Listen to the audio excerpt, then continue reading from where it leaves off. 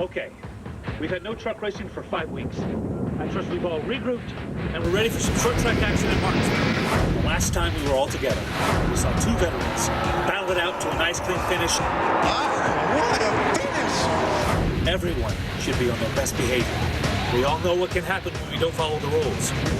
Now, 0.526 miles of concrete is no place to be caught unprepared. I expect you guys to be on your toes today. I'll expect you to make an appearance. Wild Toyota is close to a win. John Wood reigned supreme here last fall. And what a Dennis Setzer. Some call him the short track king. There are a million variables to factor in here today. And with DW getting into the mix, anything could happen. All right, let's have a good solid race. I'll see you in the wind.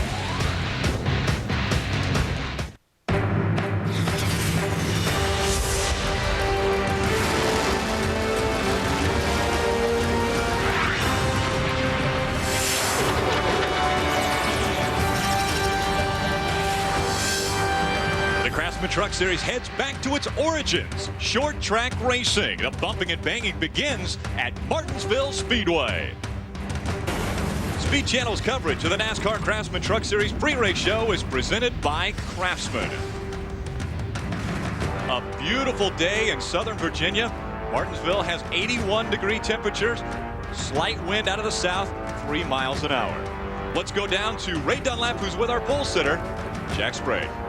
Well, Rick, right now he's getting his pole award up here on the stage, but I want to reflect back a week ago to Augusta, Georgia, when Phil Mickelson got his green jacket. Hey, Jack, get over here because we got to talk some golf, man. Last week it was neat when Phil Mickelson won that golf tournament. Many people said he was the most deserving golfer to not have won a major. I would put your name on the list to be the most deserving driver to have never won at Martinsville. What is up with this racetrack?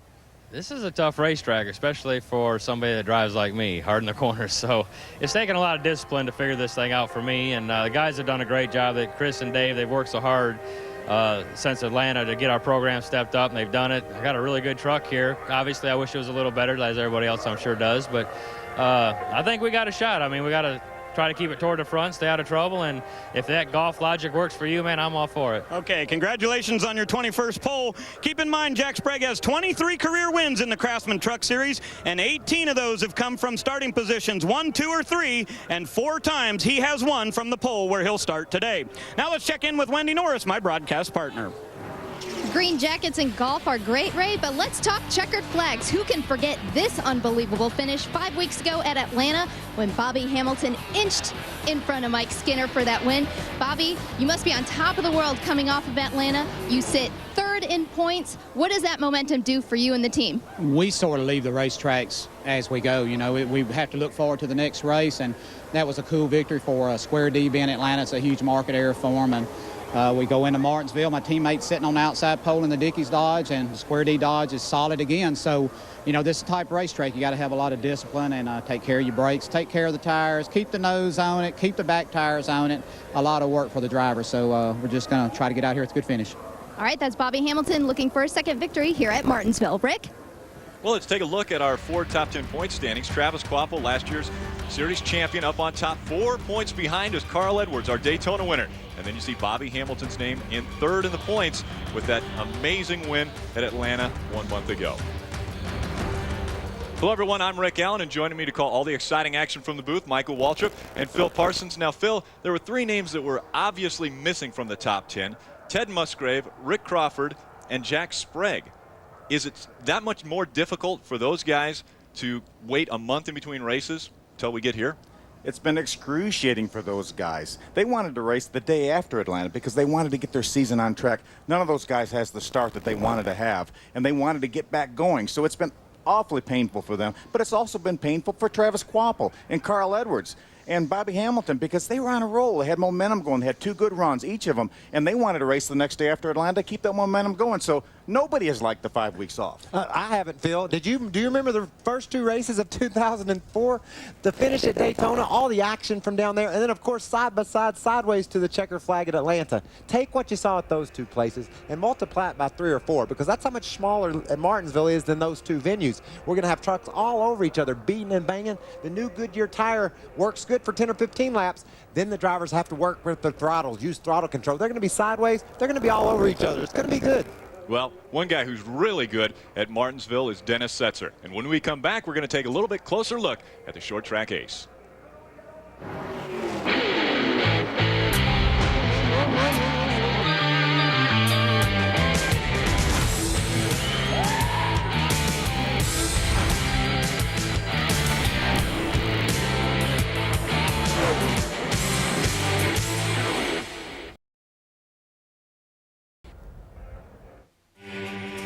Speed Channel's coverage of the NASCAR Craftsman Truck Series pre-race show is brought to you by Craftsman, the official tools of NASCAR and the NHRA. Dennis Setzer, the only driver to ever win 2 races here at Martinsville in the 10-year history coming to this track. Let's take a closer look at this short track king.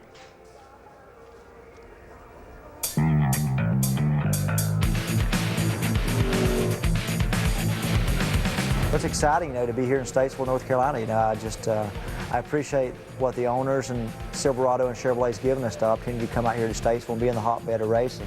It's been tough, we went through some growing pains, and we got into December and early January, and still we're putting the right people in place. And fortunately, the right people's come through the doors and asked for jobs, and man, we think we got the very best team assembled that any Craftsman truck team could. It's a dream team for us, to assemble the people we have right now. Our crew chief, Danny Gill's been with us. He and I have been together probably almost 3 years right now, and have a lot of good information. He understands what I'm looking for. I guess understands my language when I'm asking for something. The checkered flag will fly for short track ace Dennis Setzer. Good job, guys. Way to go. I really enjoy the Martinsvilles and the short tracks all over the series. I feel like the driver has more input at a short track than he does at the speedway. So you go to the speedway and that thing's arrow loose or whatever, man, you're holding on, catching your breath all day long. But you get the short tracks, if you're a little loose, you get a couple chances to come in and make some adjustments. And really feel those adjustments that the crew chief makes in those places. And we were very happy last year. We feel like we really achieved a lot for what we all overcome. Working out of Oklahoma with Danny not living there and myself not living there, and the crew done such a great job to put a great truck under us every week last year. We had more top 10s and more top 5s than anyone else in the series, so it just scares all of us to death. I think we got to improve on that mark from last year. Martinsville is described as a paperclip, 2 drag strips connected by 2 U-turns. Dennis Setzer, you're one of the few drivers that have figured this place out. What makes you so good? Well, I don't know. Our team really works hard as far as short track testing, working out their brake package and different things. Silverados give us a really good truck here, and hopefully we can continue on like we've been. That's Dennis Setzer. He's won 2 of the last 3 races here at Martinsville. All the drivers anxious to get underway with short track racing. Back to the roots of the NASCAR Craftsman Truck Series.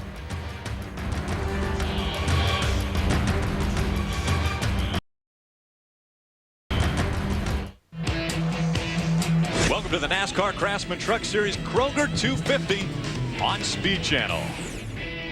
Spectacular crowd, probably the largest crowd to watch a Truck Series race in Martinsville, Virginia. Let's go down to pre-race activities trackside.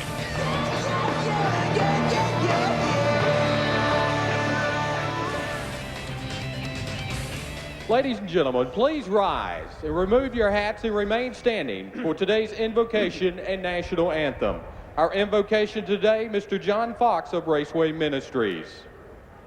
God, as we gather in this beautiful place to enjoy this day of racing, we remember the men and women of our military around the world. And I pray today for your comforting presence to be with the families of those who have given their lives. And I pray for a speedy end of the conflict and a safe return of our troops. Bless now each member of these race teams and give them the discipline they need to perform at their best. And bless their efforts with safety for all. In Jesus' name, amen. Our national anthem today, Mr. Randy Burkle of Advance Auto Parts.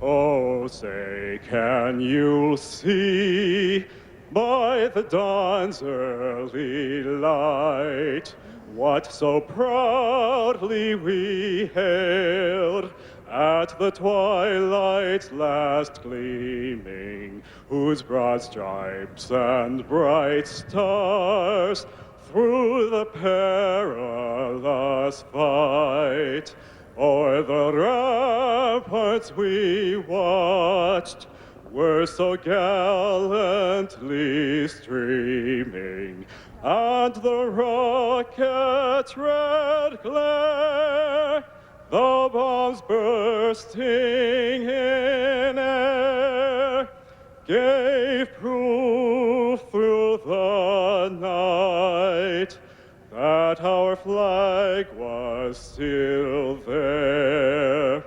Oh, say does that star-spangled banner yet wave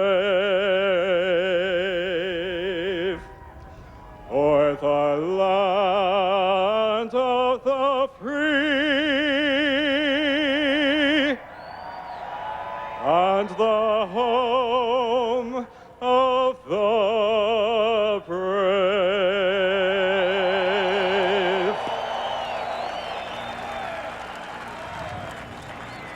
Crowd excited for the race at hand. If we can call Dennis Setzer a short track ace, Darrell Waltrip must be called Martinsville Master. 11 wins at Martinsville in a Cup car. We'll be back to see how DW handles Martinsville.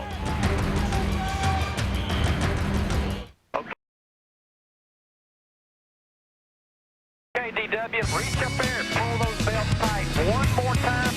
I haven't won a Craftsman truck race. I'd like to win one just so I could put that on my resume. Just tell all the people watching, stay tuned.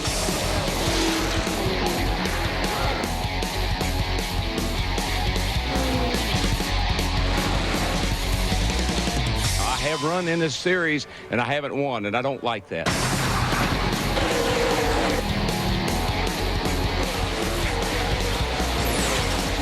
Mr. Martinsville, Darrell Waltrip, 52 Cup starts at Martinsville, 5 for the truck side. He has 11 wins at this racetrack in the Cup, but as he mentioned, no wins in the trucks. Let's go down to Ray Dunlap, who's with DW. And Rick, his truck number will be 11 today, which is certainly representative of all those wins here, Darrell. A 5th and a couple of 7ths in the Craftsman Truck Series, though, but the competition sure has stepped up with Toyota coming in. What's a realistic expectation today for old DW? Well, I'd like to be in the top 10. That's what I think I can do.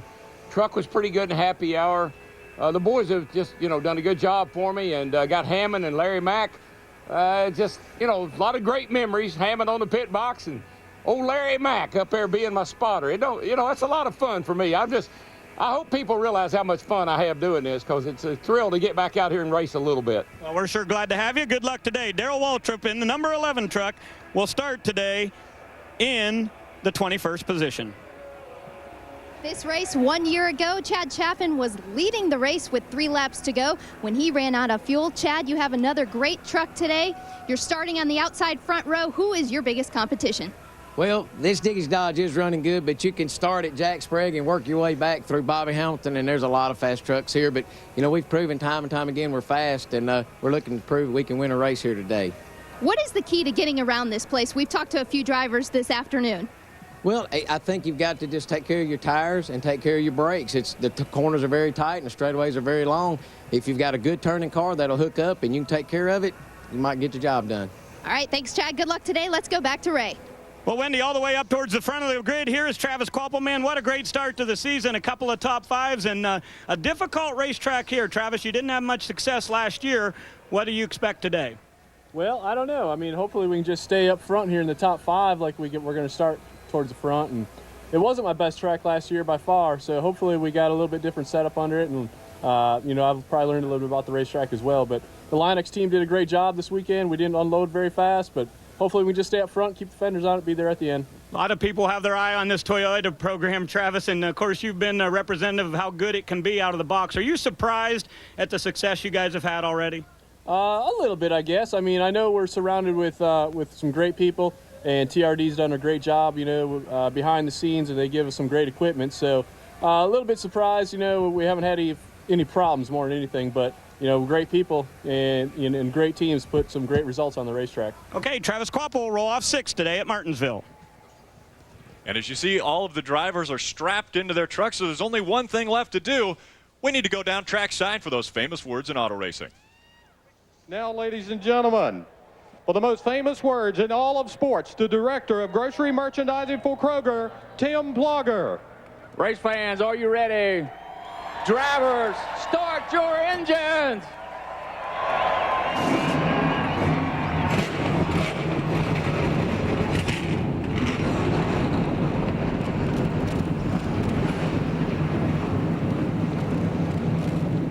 DW's got the engine fired up, as do the other 35 drivers getting ready to tackle Martinsville. It's a beautiful day to get back to short track racing.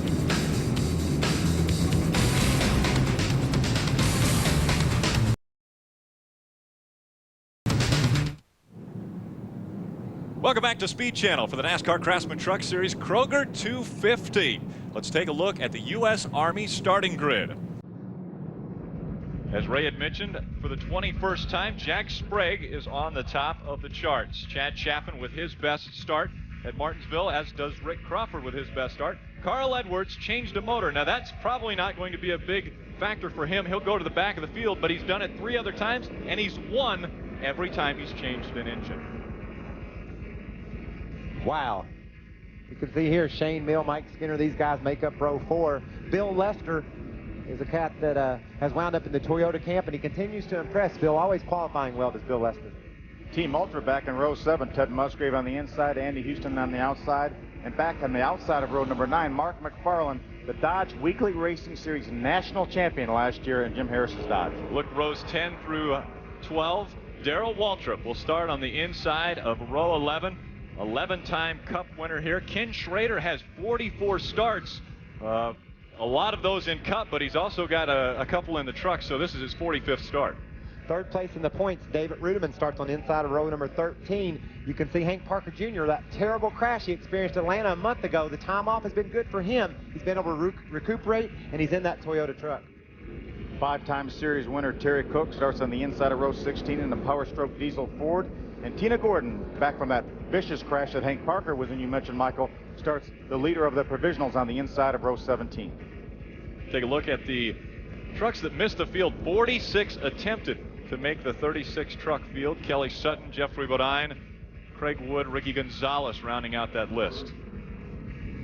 Take a look at the Craftsman track description, and people have called it a paperclip. Well, what you have is 2 really long straightaways and tight turns. What it does, it puts a premium on the brakes and on the gearing. You have to really take care of your truck. It's only 250 laps, but you can burn one up in a hurry, charging down into the corner. You heard Jack Sprague saying he's a guy that wants to get deep in the corner. That hurts you in the race here, not only because of the brakes, but it also heats up your tires, Phil. It's hard to operate with that type of MO. As you mentioned, Michael, 250 laps, almost $450,000 purse. Pit window for fuel, 130 to 150 laps, but we see a lot of caution flags here at Martinsville, so I think you'll see drivers pitting well before that. Let's take a look at who we're going to be riding along with. The Federated Auto Parts 52 of Ken Schrader will carry one of our cameras, so we'll be able to have a little experience around Martinsville. Somebody else with a little experience around this track, Darrell Waltrip, piloting the Toyota number 11.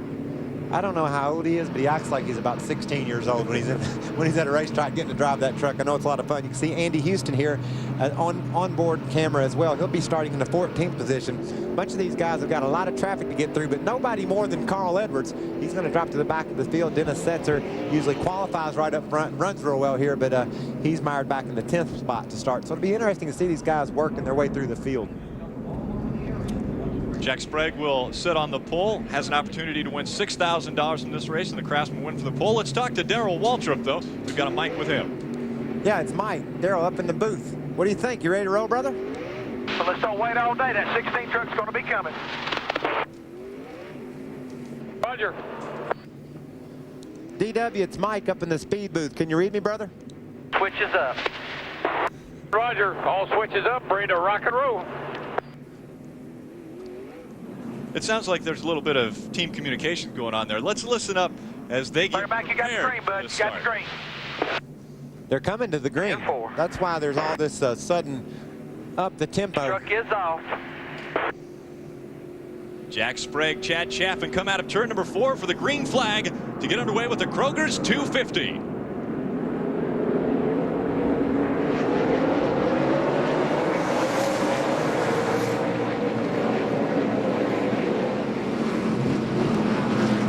A lot of rubber down on the racetrack, Michael. You had 2 practice sessions for the Nextel Cup car this morning. A lot of laps put down, so these guys are seeing more rubber than they saw yesterday in happy hour. Oh, problems early on. Bill Lester getting spun around in the 22 in turns 3 and 4, and that creates a bottleneck as they all try to get around the 22 Toyota of Bill Lester. He keeps it moving. The caution flag flies on lap number 1. Calm down, take it easy. We'll be all right. Got him cleared by outside. And so caution number 1 comes out on lap number 1. We'll be back with more green flag racing.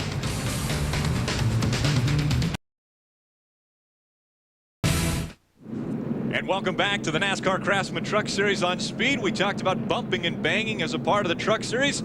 Well, it's already started on lap number 1. Let's take a look. Well, this is kind of rude here. Andy just closes in on the 22 and spins him out. First lap of the race, I know Bill was hoping for a little bit more courtesy than that. Then look at the trucks piling in there trying to figure out which way to go. You can see DW slipping through here. See if we can talk to Darrell. Hey, Darrell, that's a close call. What happened? How'd you get by that?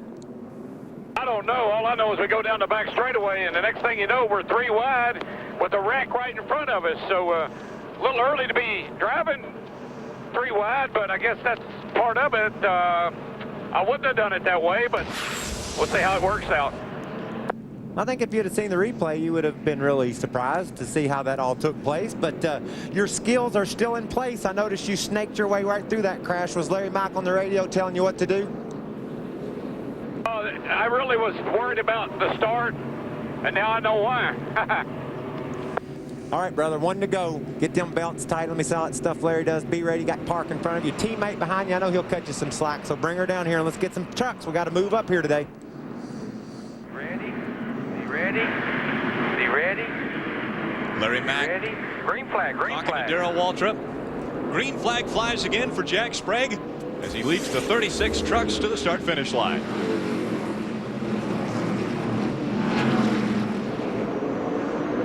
Ken Schrader, we saw the Federated 52 moving to the outside early. And in talking to DW before the race, he said early on he needs to get in front of about 10 trucks. Well, you can't take a chance on going a lap down, Rick. That happens so fast here. You get a truck like Jack Sprague, if he's got his truck the way he wants it at the start of this race, he has no traffic. He can run a half second, maybe even sometimes a second faster than the guys back there in traffic. So Darrell has to be conscious that he could go a lap down early if he isn't careful. We see Travis Quapple there. He was trying to work to the outside of the track too.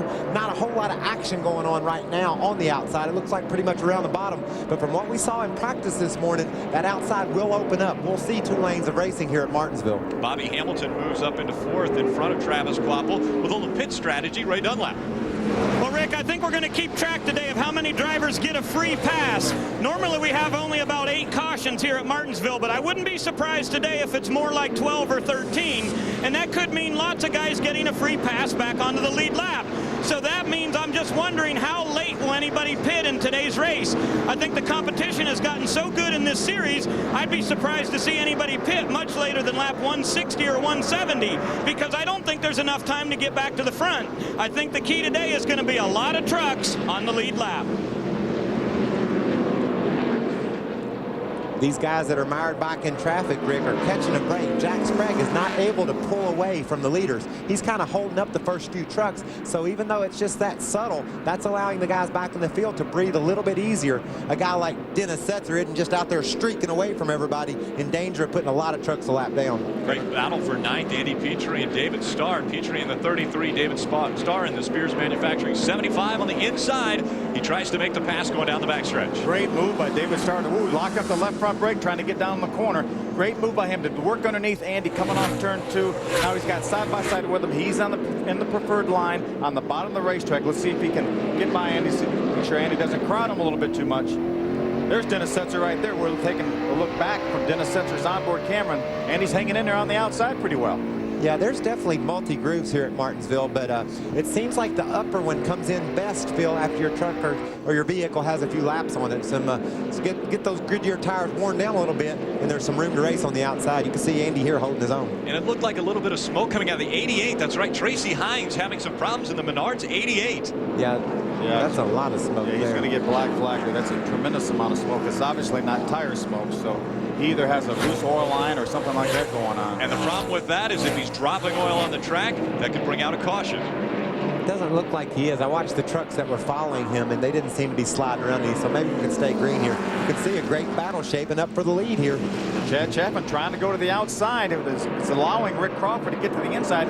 He was on the inside of him a couple corners ago, but he said, hey, Jack Sprague standing on the bottom of the racetrack. If I'm going to pass him, I'm going to have to do it on the outside.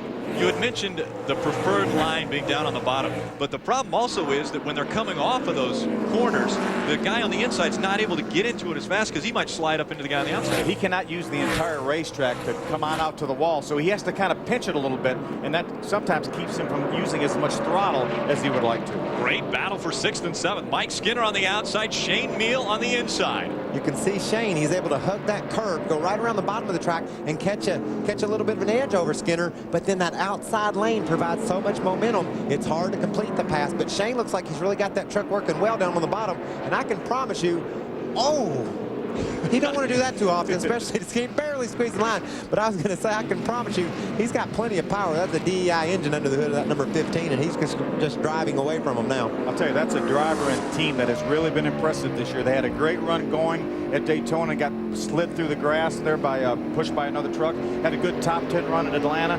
Brand new truck for Billy Ballew's team here, and Shane's doing a great job. Had a good qualifying run and is running well. That's been a lot of fun to watch that team mature like it has, Phil. They've been around for a while, and now they've kind of hit their own and are becoming very competitive. Jack Sprague making his way around lap traffic now. Sprague, Chaffin, Crawford, Hamilton, and Quaffle are your top 5.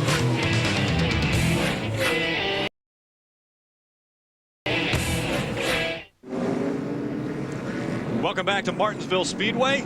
Ken Weaver gets spun around in the 08 in turn 2, and that brings out caution number 2. Coming out on lap 25. I'm not sure Ken Weaver didn't have a tire going down. He came off of turn 4, got really sideways and went down in turn 1 and 2 and turned the thing around. So he obviously had a serious handling problem, if not a flat tire. A lot of guys were happy to see that caution, huh, Phil? Yeah, Carl Edwards, one of them. We looked at him during the break. He was over 16.5 seconds behind, so he was only 4.5 seconds away from being lapped. You mentioned when the leader has clean racetrack, what a pace he can make, and people like Carl Edwards mired back in traffic with nowhere to go. Wendy? Well, we talked to Kevin Starlin, his crew chief, before the race for Carl Edwards, and they said with that engine change, they're going to be starting in the back, but they weren't too worried about it. He said they might come in and pit early in the race just to make some adjustments if they feel they need to, because they're not so worried about it in the beginning of the race. And also, they've just been saying that the truck has been tight for Carl Edwards. A lot of times when you get put behind the 8 ball like that, Phil, you want to mix things up. You know, Carl Edwards and his team talked about maybe bringing it to pit road and working on it because they want to just switch things around a little bit, put them on a different pit strategy. Maybe say they pit now and take some tires or put some fuel or make an adjustment. In 20 laps or so, another caution, everybody else pits, he takes advantage of that and moves up. So that's a smart move, but I guarantee you that they might be playing poker face down there because they got to be worried. They could not get where they were going. A lot of damage on the left front corner. He's obviously made some contact with somebody, but it doesn't look like it. The critical thing is at the bottom, the brake ducts right at the bottom. That is the critical part of the front end, the air inlet for the radiator and the brake ducts. You got to have brakes at this racetrack, so you do not want to knock those brake ducts off. It'd be impossible to think you could start last and not have something torn up in the first 20 or 30 laps. It's just that tight and that challenging to negotiate this place. The 08 of Ken Weaver bringing out our caution number 2. Let's take a look at how this happened. There's our second and third place trucks, the 18 and the 14. See top of your screen all by himself. Just got a little bit loose right before the center of the corner. So around he went. We've got some great trucks right now on pit road. Carl Edwards did, as Wendy mentioned, Cowboy brought him in the pits. They're making some adjustments, topping it off with fuel. There's Carl right there. He brought his Ford to pit road, and Rudeman was in as well. As you can see, the NTN truck there following him out. So these guys just knew that the direction they were headed wasn't going to get them where they wanted to be, so they needed to work on those trucks. It looked like they added at least 2 or 3 rounds of wedge in that truck.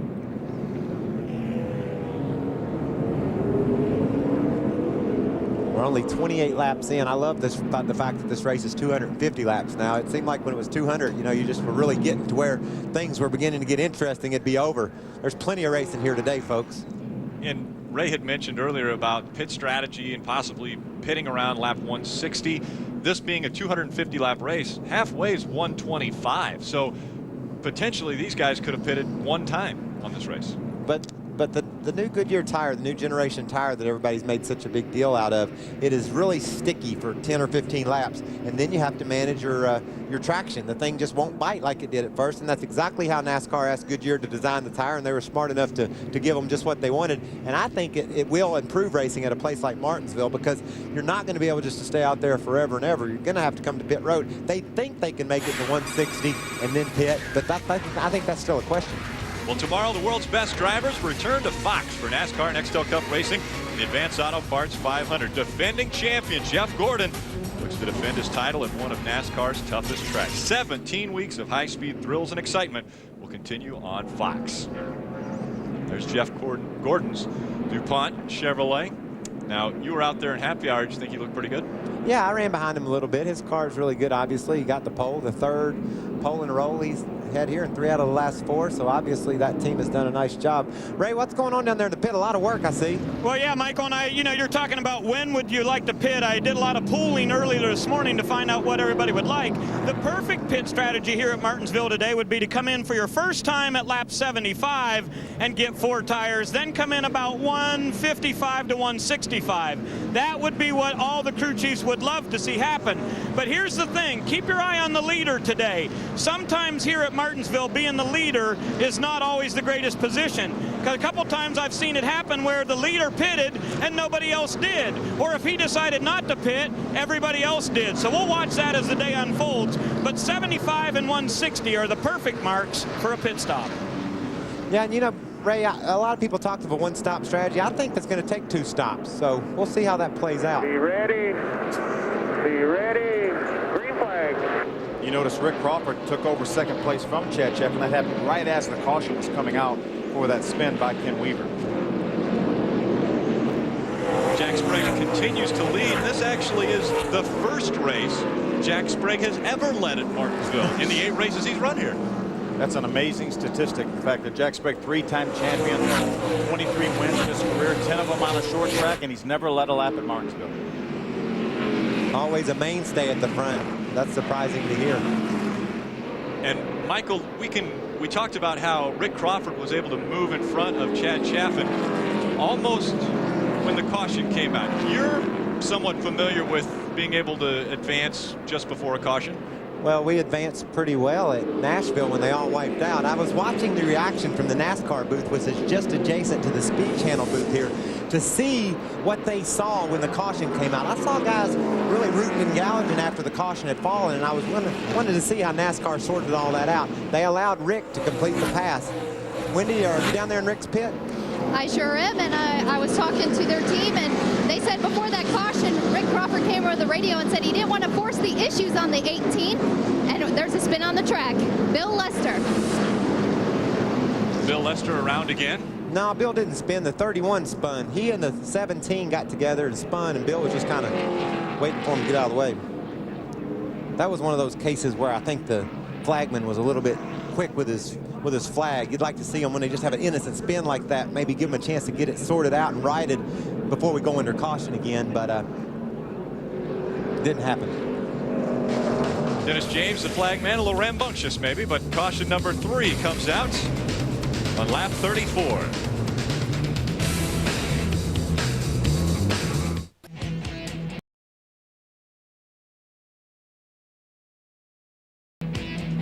The NASCAR Craftsman Truck Series Kroger 250 on Speed Channel is brought to you by Craftsman, the official tools of NASCAR and the NHRA. By the next Ford F-150, 2004 Motor Trend Truck of the Year.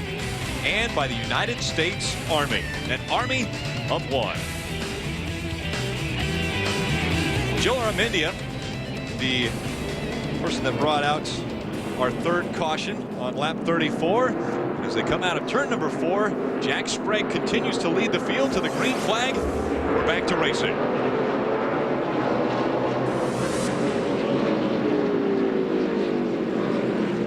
Bobby Hamilton taking a peek to the outside of his teammate, Chad Chapman. Oh, and Chad left the room up there for him too, Phil. Saw him looking up there and decided to give him a little bit of room. Boy, it seems like that is the best time to try to pass him on the outside. Right after restart, your tires are cooled off a little bit. Theirs are cooled off a little bit. You get a lot of grip up there, and it looks like he might make that pass work. Looked like Chad almost backed off to let him by. Would you back off for your boss? Well, you're racing. This is different. Yeah, but it's early too, Rick. You know, you don't want to mess anything up right now. You see a guy with a better truck, especially if it's your owner, you're going to cut him a break. You mentioned tires. We talked a lot about tire pressure starting, like 8 pounds of tire pressure to start this race. Goodyear recommends 25 pounds of air pressure on the right side, 15 pounds on the left side. Everybody always lets air out of these tires because they build up so much air. We've heard as low as 7 to 8 pounds on the left sides and maybe down as low as, 17 or 18 pounds on the right side. That's extremely low air pressure. So it takes these trucks a little bit of time to get that air pressure built back up into normal operating pressures. Side-by-side racing for 10th. And Rick Crawford almost got by Jack Sprague for the lead. Into the side by racing in the front. And then Rick Crawford backs up and Bobby Hamilton moves up there.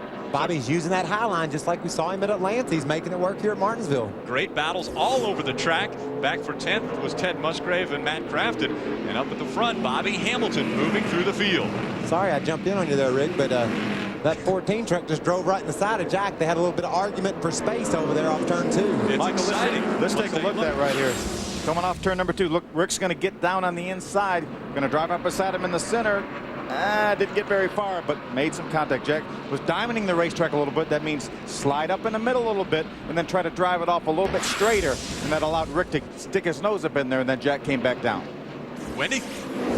Well, I talked to Rick Crawford when we got here this weekend, and he said the best medicine for me was to get back in this truck. Remember, he had that injury on that left foot from the Atlanta accident. Actually, today he has 2 different size shoes on his feet. He normally wears a size 12 on his left foot. He's wearing a size 14 to allow for a plastic insert on that foot. Another thing that we haven't pointed out, I think, is Gene Need as Rick Crawford's crew chief. It just seems like there's a comfort level there that those two guys are really hitting on all cylinders right now. Rick told me at Atlanta, said, hey, we are on the same page. Gene and I worked together for 3 or 4 years, and so obviously I know Gene, and Rick Crawford said, hey, he is the right man for this operation. Ray Stongas, Rick's longtime crew chief, was not able to travel as much and fly because of health problems. Gene Need stepped right in there. They built some new trucks. This is a brand new truck, the lightest truck they've ever built.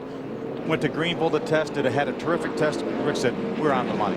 I like the way Rick's truck looks, don't you, Phil? He's able to put that thing right down on the bottom of the racetrack. I know he lost his spot trying to get under the leader there, but watch him there. He's able to point that truck right at the bottom, and it's just working really well down there. That's how you win at Martinsville. You get your stuff down on the bottom like Rick's got it, you're in good shape. You have 3 great veterans up front right now, and you just saw Bobby Hamilton inch back when he saw that he was going to be on the outside of Rick Crawford. He knows the preferred line is on the inside. He just said, you know what, Rick, you go ahead. It's early in this race. That's like we talked on the restart there with Chad Chaffin giving Bobby the hole. Whether it's your team owner or not, this early in the race, it's really good to be smart. You want to take care of your stuff and just check out who's got a better truck. Maybe he passes you and you learn something off his line. You can go to work and figure out what he's doing and make your truck better. Wendy? Ted Musgrave this morning said he wasn't worried about his starting spot. He said, we have a consistent truck. Anything can happen in 250 laps. We have that long to figure it out. He said right now he's been quiet on the radio, but he said he's just saving his equipment at this point. We talk about Ted Musgrave. Gene Need, crew chief for Rick Crawford, was Ted Musgrave's crew chief for the last 2 years. They won 6 races together, 2 top 3 finishing the points, and does a great job, did a great job for Ultra, and is doing a great job over at Circle Bar Racing. Great race for the lead. That's Jack Sprague in the 16 out in front of Rick Crawford in the 14. Good battle going on here. And the last time they went through 1 and 2, Rick Crawford got on the inside of Jack Sprague, bumped him a little bit, got him sideways, and now he's racing for the lead again. I can't tell you how impressive this is, the way Crawford's making this pass. He's able to pinch the truck down on the bottom of the racetrack, but yet still have enough forward bite to drive up beside the leader. Not lose any momentum whatsoever. Jack Sprague obviously knows right now that Rick Crawford's there. And again, Jack knows it's early in the race. He didn't expect Rick Crawford to stick his nose in there when they made contact earlier on, but he knows Rick Crawford's coming. There he is. Right there, side by side. Jack's hanging in there pretty well on the outside of the racetrack, but I think Rick will get him before it's all said and done. But the longer he stays underneath Jack like that, Phil, it gets more and more difficult to pinch that truck down and keep those tires from heating up. So he'll have to figure out how long he wants to stay inside of Jack, but look at there. Really impressive the way he's able to drive off the corner.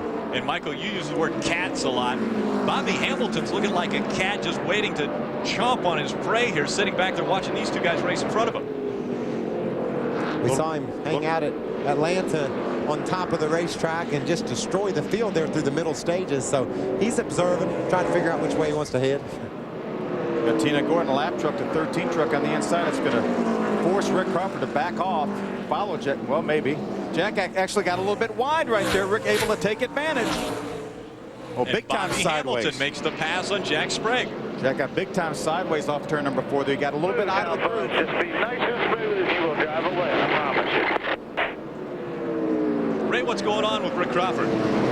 Well, hey, Rick, you know, we said at the top of the show that Sprague had run all those races here and never led.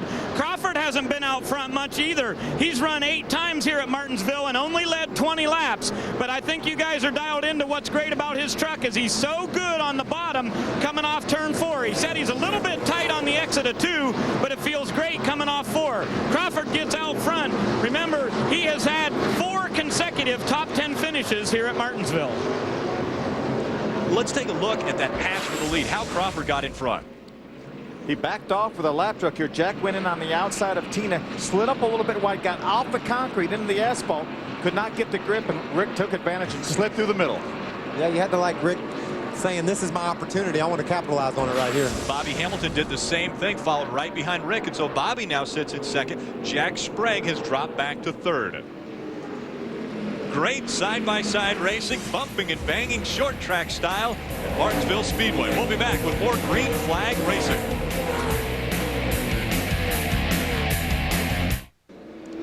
Welcome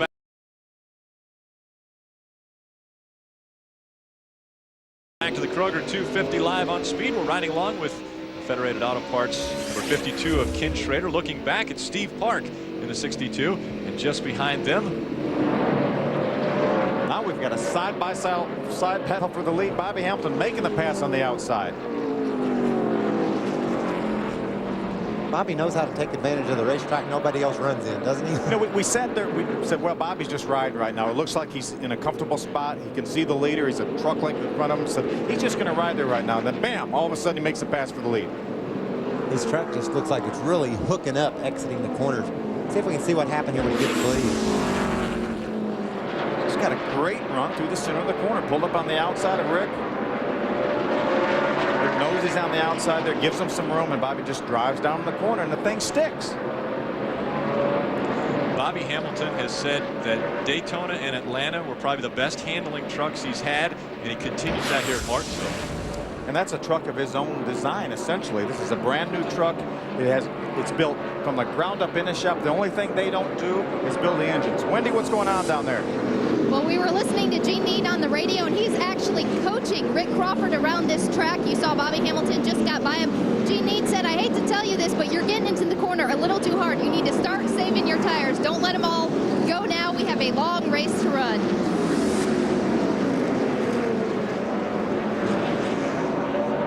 Ted Musgrave and Travis Quapple battling for 8th. Musgrave in the Mopar number 1. Travis Quapple the Line X24. Now, we talked about Travis Quapple's struggles here in 2003, and he's not where he wants to be with that truck today. A truck we saw pit earlier, Phil, and make some serious adjustment was the 99 of Carl Edwards, and that team did a great job, Cowboy and the guys did, to make the adjustments that it's taken to get Carl on up through the field. Rudiman pitted with him. Rudiman's running 31st, a lap down. Carl's all the way up to 17th. And has a very strong truck after those adjustments. Just actually got by Mark McFarland for the 16th position. And remember, he didn't change tires. He just adjusted on that truck. You just mentioned Rudiman a lap down. Rudiman's 4th in points right now in the Craftsman Truck Series, and he's already been lapped. Tells you about the intense competition. When you have a long green flag run, you really get to see who's got their truck set up for the longer haul. And David's been off since the start of the race, for sure. And Bobby's looked like his strong suit would be the long run, and it's beginning to show that way. Just saw a glimpse of them lapping Terry Cook, another great truck, a multi-winner on the short tracks in the Craftsman Truck Series. He also goes a lap down. He's back in the 29th position. 28 trucks still on the lead lap. Kevin Love, the furthest back. And the other one just in front of Kevin Love in 27th, who actually moved up to 26, is Brad Keselowski. So Kevin Love and Brad Keselowski running their first ever truck race today. Yeah, Brad Keselowski from Michigan. K Automotive's been around since the Truck Series started. That's Bob and Kay's son, youngest son. Brad doing a great job. Had a test at Texas last week, a Ford test. Did a terrific job down there and doing a great job. Got in the field on time, doing a great job staying out of trouble. Still on the lead lap. Would love to get a caution flag to get caught back up, but really just wants to run 250 laps or as many as he can. When the checker flag falls, he wants to be on the racetrack. Bobby Hamilton out in front, led 9 of the 75 laps so far. We've had 3 different leaders of this race, and as they come to the line, let's look at the speeds. I believe Dennis Setzer has been really doing well, saving his tires and running very fast. Remember, Dennis Setzer started back in the 10th position. The admittedly short track ace, Martinsville ace, the only 2-time winner here at this racetrack, already up into the 3rd position. Has passed recently Jack Sprague to get into the 3rd position. He's about 2.5 seconds behind right now. There's a great race. That's the 33 of Andy Petrie, the 6th of Matt Crafton. There's the, well, there's too many to mention. They're all running a pack. They're racing for the 7th spot. There's about, look at all of them lined up there. You can see Quapple diving to the inside of the Dickies Dodge. Chad Chaffin. David Starr doing a nice job today in that Spear Chevy. A little sideways off of 2 there. Currently in 3rd, we're riding on board the 46 of Dennis Setzer. We call him short track ace. Ray, what have you got? Well, Rick, I just thought it was a little bit odd that they did not show up this weekend with their favorite old chassis called Stan. But the thing is, with building all these brand new trucks this year, they found one they liked a lot better. This one is called Token, and earlier on the radio, Dennis Setzer said he was very, very tight, and he was not happy with this set of tires. His crew chief, Danny Gill, said, don't worry, set 3 is what we'll put on next, and they'll be much looser. We have a big spin right now on the racetrack, and I believe this will set up our first round of pit stops. Big spin, Ray mentioned. And a big problem for the 18 Dickies Dodge of Chad Chaffin. He got some serious body damage as he was caught up in that accident. Just happened to be looking right at that one, Rick. Looked like Andy Petrie got into turn 3 a little deeper than he meant to. And I think he clobbered Travis Quapple and then sent Travis into the 18, but I'm not sure. There was a chain reaction wreck, I will tell you that. There's Robert Huffman. You saw a little bit of damage. There's Chad Chaffin at Dickies Dodge. Number 18, our outside pole sitter. Chad Chaffin got spun around and probably wouldn't have had much damage, but had to back up to get the truck pointing in the right direction. And when he backed up, he backed right into traffic. The right rear quarter panel bent in very hard. Let's take a look at what happened. Here they are entering turn number 3. That's Andy Petrie runs in the back of the 75 of David Starr. That in turn knocks him into the 18 of Chad Chaffin. Now everyone's just trying to find a way out. Oh, and he didn't keep his brakes locked, like Rick says, trying to get the thing in a position so he wouldn't lose a lap. Could get on his way back right in front of the 22, I think. I think it was Robert Huffman, maybe the 12 truck. We saw the damage there. Another bad break for Robert Huffman. He's had nothing but bad break. Another shot of it there. You see Andy driving the corner, gets into the 75. Watch now. If he just held his brakes right here, he wouldn't back down, and that is 12, Robert Huffman. But Andy just, Andy overshot that turn and ran into the 75. Steve Park also involved in that, trying to come to a stop, but got in behind the 18 of Chad Chaffin. Here comes all the leaders down pit road. Bobby Hamilton leading the field down pit road right now as they will get a big stop taking place. Dennis Setzer goes in for the first one. He has the first pit stall. He's going to have 4 tires. He's going to take a little bit of wedge out of the left rear. We heard him talk about being light, a little bit tight. He's going to take some wedge out of the left rear. Ray Dunlap. Bobby Hamilton is coming in here in the Square D Dodge, guys, and he said that he is just a little bit tied off. They're going to take some air off of the front of the grill here as they are going to do 4 tires for Hamilton. He has said not much on the radio throughout the course of the day. His crew chief, Danny Rollins, changes the front tires. Dale Newcomb is on the rears. Now let's go to Wendy. Well, the 14 truck of Rick Crawford has just pulled out. He got 4 fresh tires, but no changes on the 14 truck. Gene crew chief came over the radio and said, "Are you having fun yet?" And Rick Crawford said, "Yeah," when I was in the lead. And he said, "I think he just won the race off pit road." And he said, "Well, if you save those tires, we'll get you there in the end." Rick Crawford winning the race off pit road. Right behind him, the 16 of Jack Sprague.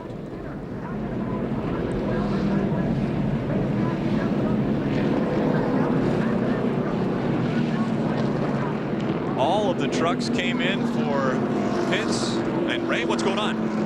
Well, Rick, big track bar adjustment for Sprague. He was telling me that he wanted to do an air pressure adjustment too, but they decided track bar was definitely what he needed because the truck was a good bit tight for him coming off the corner. So they made that adjustment, and Hamilton did get blocked in just a little bit here in the pits. Right in front of him was the number 8, who did not get going quickly as they would like to. So Hamilton lost a spot or two there on the way out of the pits.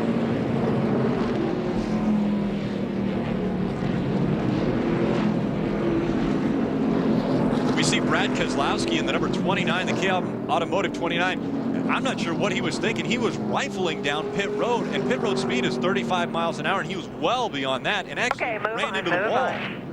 Well, you know, take a look at the damage on the right. It wouldn't turn a lick. I couldn't get the wheel to turn. Talk about leaving a pitch, you hit the wall? 4. That's his father, Bob Keselowski, asking, what do you mean you hit the wall? But he, as you mentioned, Rick, he was going about 70 miles an hour when he got down to exit the pit road, and it follows the contour of the racetrack. So you can see there's black marks on the outside pit wall where he made some pretty hard contact on pit road. Well, I'm sure he was just trying to avoid going a lap down. It's okay to speed a little bit when you're leaving the pit. Here's why we're under caution number 4. Trucks getting spun around in turn number 4. We'll be back with Green Flag Racing as Rick Crawford leads the field when we come back.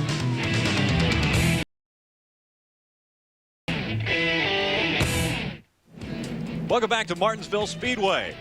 The Kroger 250, the race number 3 for the NASCAR Craftsman Truck Series. We're under caution number 4. Problem in turn number 4, but we'd like to talk to a guy who wasn't involved in that accident, Ken Schrader. Kenny, it's Michael up in the speed booth. Raise your hand if you can hear me.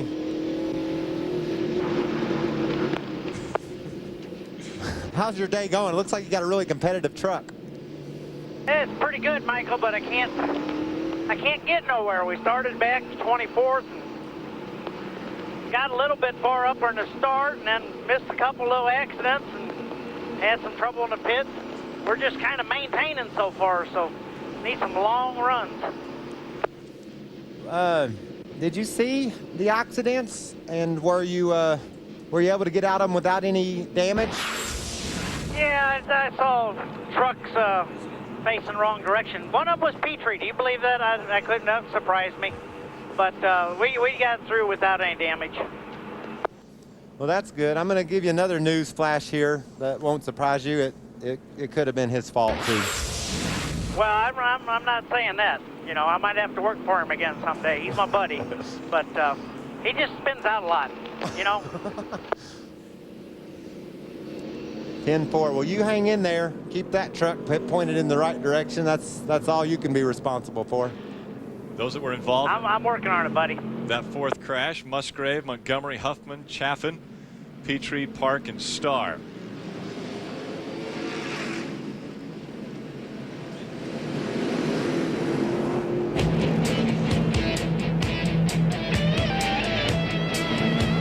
We'll be back with more racing.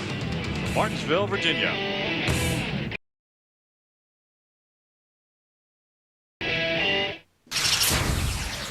Back at Martinsville Speedway, and very indicative of short track racing. A lot of banging, bumping. Bill Lester involved early on. A lot of spinning and sliding. There's a little action for the lead right there, Jack Sprague and Rick Crawford. Here's our most recent caution. Caution number 4. And Jeff Hammond is helping us out a little bit with DW, who has now moved up into 9th position. Jeff, what's going on over there? Right now, everything's going pretty good with this Toyota pickup truck today. Guys made a great stop here. Bill Davis's guys, Winston, Axtell cut through. He's working on this car today. Brought us down pit road. He got us out in 9th place and made a little bit of adjustment to the DW's truck. It was a little bit tight. Getting off, the center off, Darrell couldn't get back to throttle like he needed to, so we went down one round on the right rear, took a little air pressure out of the right front tire. See how this year kind of plays out. We're getting ready to go back green. We hope we'll be able to keep this truck up front. You need to get on him, Jeff, and tell him he's got some good trucks around him. He's got to step up the pace here, challenge that thing a little bit on this restart and hold his position. He's got to get up on the wheel right now, Mike. All these dogs right now in front of him and around him are hungry. He's going to have to go. Be ready. Larry McReynolds letting him know be ready. Green flag. Green flag flies, and Rick Crawford won the race off pit road. leading the field through 1 and 2. And more importantly, won the race down in turn number 1. He was able to drive in front of Terry Cook, the lap truck, and have a clean shot down to the bottom of the racetrack. Take a look at the biggest movers. Chase Montgomery moving 18 spots, Crafton 13 spots, DW 12 spots he's moved. You have to take into consideration the 99 of Carl Edwards. He started last, and he's driven his way all the way up to 8th. And that truck, he's driving on the inside of Shane Mill there. That truck just seems to get better and better as he's racing out up to 7. Andy Houston also starting in the back because of the motor change up into 13th position. Bobby Hamilton was the big loser on that round of pit stops. He came out in 4th spot, 4th or 5th, in fact. DW's bumper cam. Whoa, look at how close they are racing there. Shane Mill just in front of him in the 15.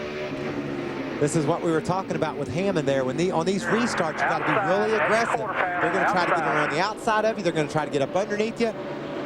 Ray, what's going on? Hey, Michael, Shane Mill also lost a few spots on the pit road, but not because his crew made a mistake. It was because a tire rolled into their pit area from the number 8 crew, and it tripped their rear tire changer, so they lost about 3 seconds, and they figure at least 3 spots on the racetrack.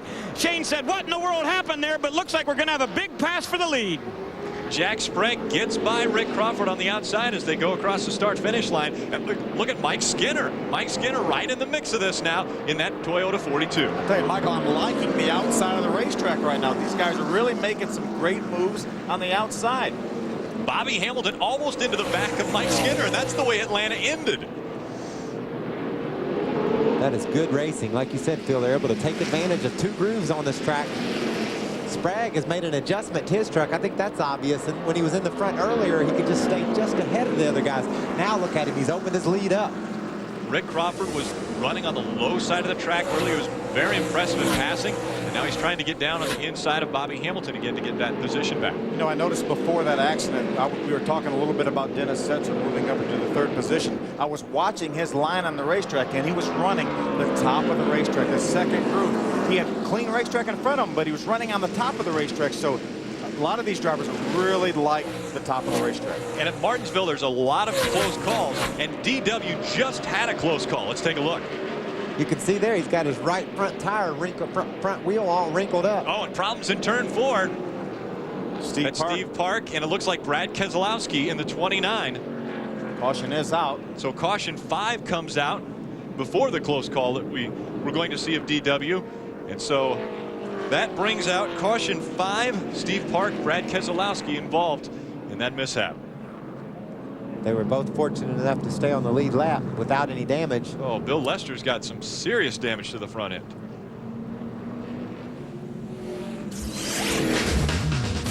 So after 102 laps, our 5th caution has come out at Martinsville. A lot more bumping and banging than these drivers want.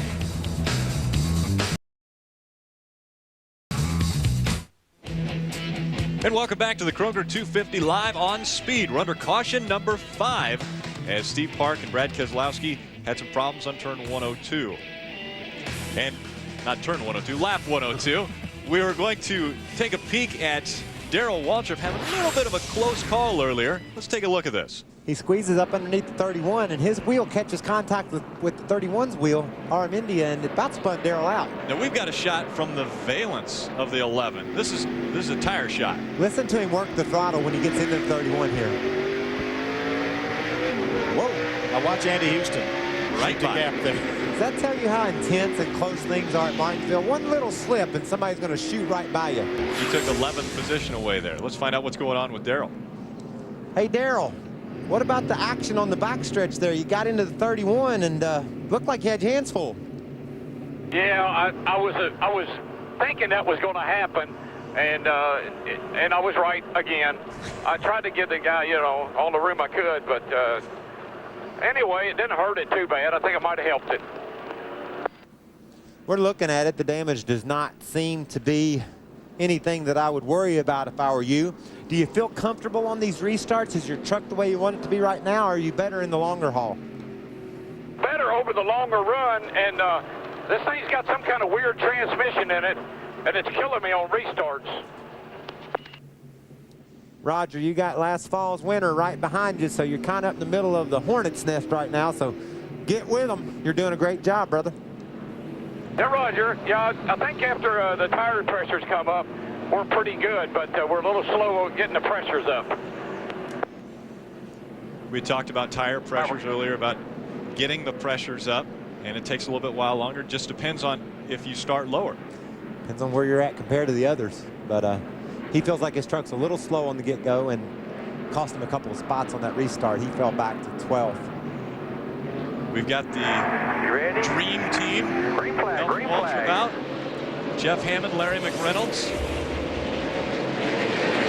Possibly two champions battling for the lead as the restart takes place, and Ken Weaver gets spun around coming to the green flag. We'll see if he's not able to get going before the caution comes out, and that's caution 6. Stay low, they're coming, stay low. Yeah, they felt like they had to throw the caution flag because the leaders were bearing down into turn number 3, and with Ken was sitting sideways in the middle of the racetrack. There was no way for NASCAR over here and come under the throttle. Predict whether that truck was going to get going or not. Okay, the old one, needed you get it out? He had a drink bottle fall in there, he said. Said it fell over underneath the throttle or something like that. Let me get to it. Play-by-play action here. Ken's stopping on the backstretch. I don't think I would get it out there. Now he's a lap down. To get his water bottle out, and he lost the lap. I got it. Oh, man, it stuck my goofing throttle. Coming to the start, you see he gets spun around. He said it stuck his throttle. He just went in the corner way harder than he was going to be able to make because the throttle hung because of his drink bottle. And unfortunately, when stopping on the backstretch to try to get the drink bottle from under the throttle, he lost a lap in the process. So he was already down 4 laps. So obviously the one more is not going to hurt that much. But Ken Weaver bringing out the 6th caution of the day in Martinsville with a stuck goofing throttle. I like that. We'll be back for more on Speed.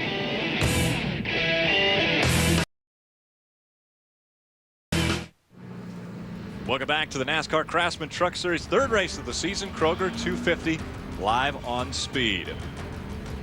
Our 4th race comes up from Mansfield Motorsports in Mansfield, Ohio, May 16th. We'll be there to cover all the racing action from start to finish when the trucks hit the .44 mile oval. So our shortest track of the year will be run in Mansfield, and that's our next race, May 16th. That takes place at 2 p.m. Craftsman's always on the cutting edge of technology when it comes to tools. Today we want to spotlight another important piece of equipment that Craftsman makes available to all of us in Craftsman Tool Tech. You know, Craftsman started inventing a boxed end wrench right after the caveman invented the wheel. But the problem is, in the tight tolerances of a NASCAR vehicle, a lot of times there's just not enough room to get the wrench in where you would like it. But here's what's great. They've now come up with a ratcheting end wrench. You put it on your bolt, and you can loosen that really easily. But what's even better, you go from loosen to tighten with just a flip of a switch. And even better than that, all of these tools are made in America and guaranteed forever.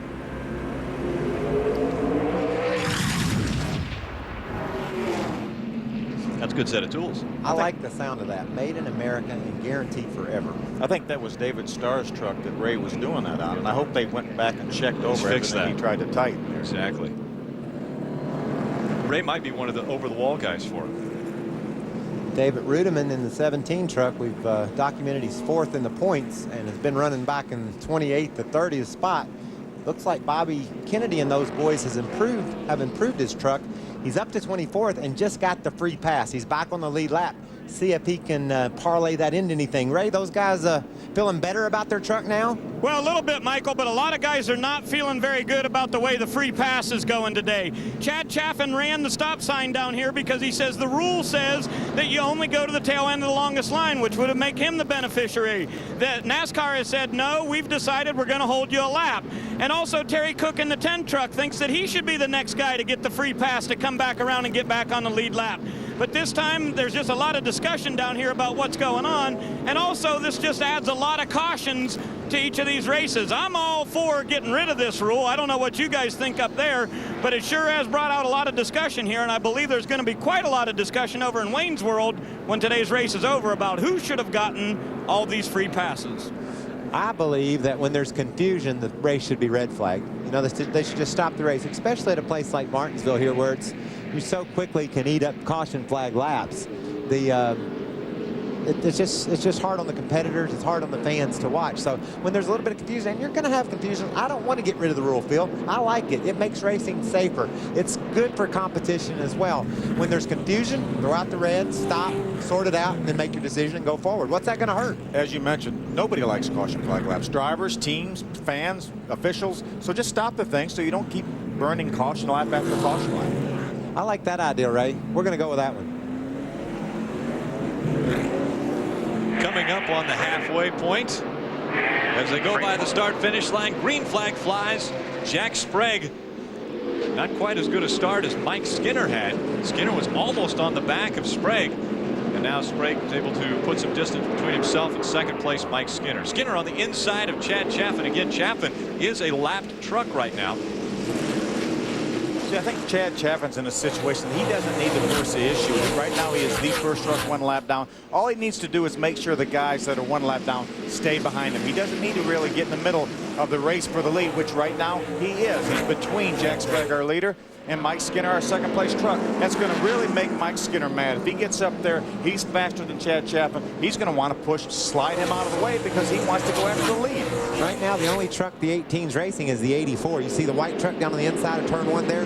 That's Caudle. He's a lap down as well. So he's the one that the 18 needs to keep his eyeball on. And almost running into the 14, Jamie Caudle in the 84 was able to get out of the way, I guess, of Rick Crawford. More on Rick Crawford, Wendy. Well, you guys were just talking about how most drivers don't like those caution flag laps. Well, the 14 truck loves them right now. Crew Chief Gene Need came over the radio on that caution, and he said this may have just turned into a one-stop race for us. So save those tires. This may be the last set you get. He said if we get 15 caution laps for the rest of this race, we can make it. I think it's safe to say we'll get 15 caution laps. Yeah, have you seen how some of these cats are driving? Oh, three wide as they come out of turn 4. Check it out, all the way down the front straightaway. Somebody's going to have to back off. On the inside, Shane Meal in the middle, and John Wood on the outside. John Wood, last year's winner, native of Stewart, Virginia, just down the road from here. We're on board with Andy Houston as he has a view of the racing going on. John Wood on his outside. Matt Crafton was on the inside of that 3-wide battle, and he said, I'm going to go in down in the corner. You fellas work the rest of it out. He came out with the position. Great side-by-side racing continues. This beautiful short track, Martinsville Speedway. Darrell is in a battle here. He's got Schrader on the outside, Ted up ahead. You can see Brandon Witt. He's a rookie that's done a great job coming into this series and figuring out how to get competitive in a hurry, Phil. I think this is the only second short track that he's run in a Craftsman Truck Series. You mentioned on the lead lap, doing a terrific job back in the top 15. On board with Kenny Schrader, looking over at DW, trying to race him on the inside of the track. Darrell looks like he's got his truck working well. You can see him peeking ahead of Schrader there. And Darrell had mentioned that he didn't like restarts. Well, we've had 6 of those already. Trouble right in front of Darrell. India spinning in the 31. Gets it straightened out. And no caution comes out as they show the halfway point. We just go 125 laps. We're at halfway, and that time the caution doesn't come out. Good move by Wayne Otten and his bunch to hold that caution flag to see if that truck can get going on its own. Joe Armindia got turned around, got back going right quick. Let's take a closer look at it. Joe cut down in front of Shane Meal a little bit, it looked like, and Shane was in the hole, and it turned the 31 around. Nice 360, kept on going, straight down the straightaway. Trucks go by without incident.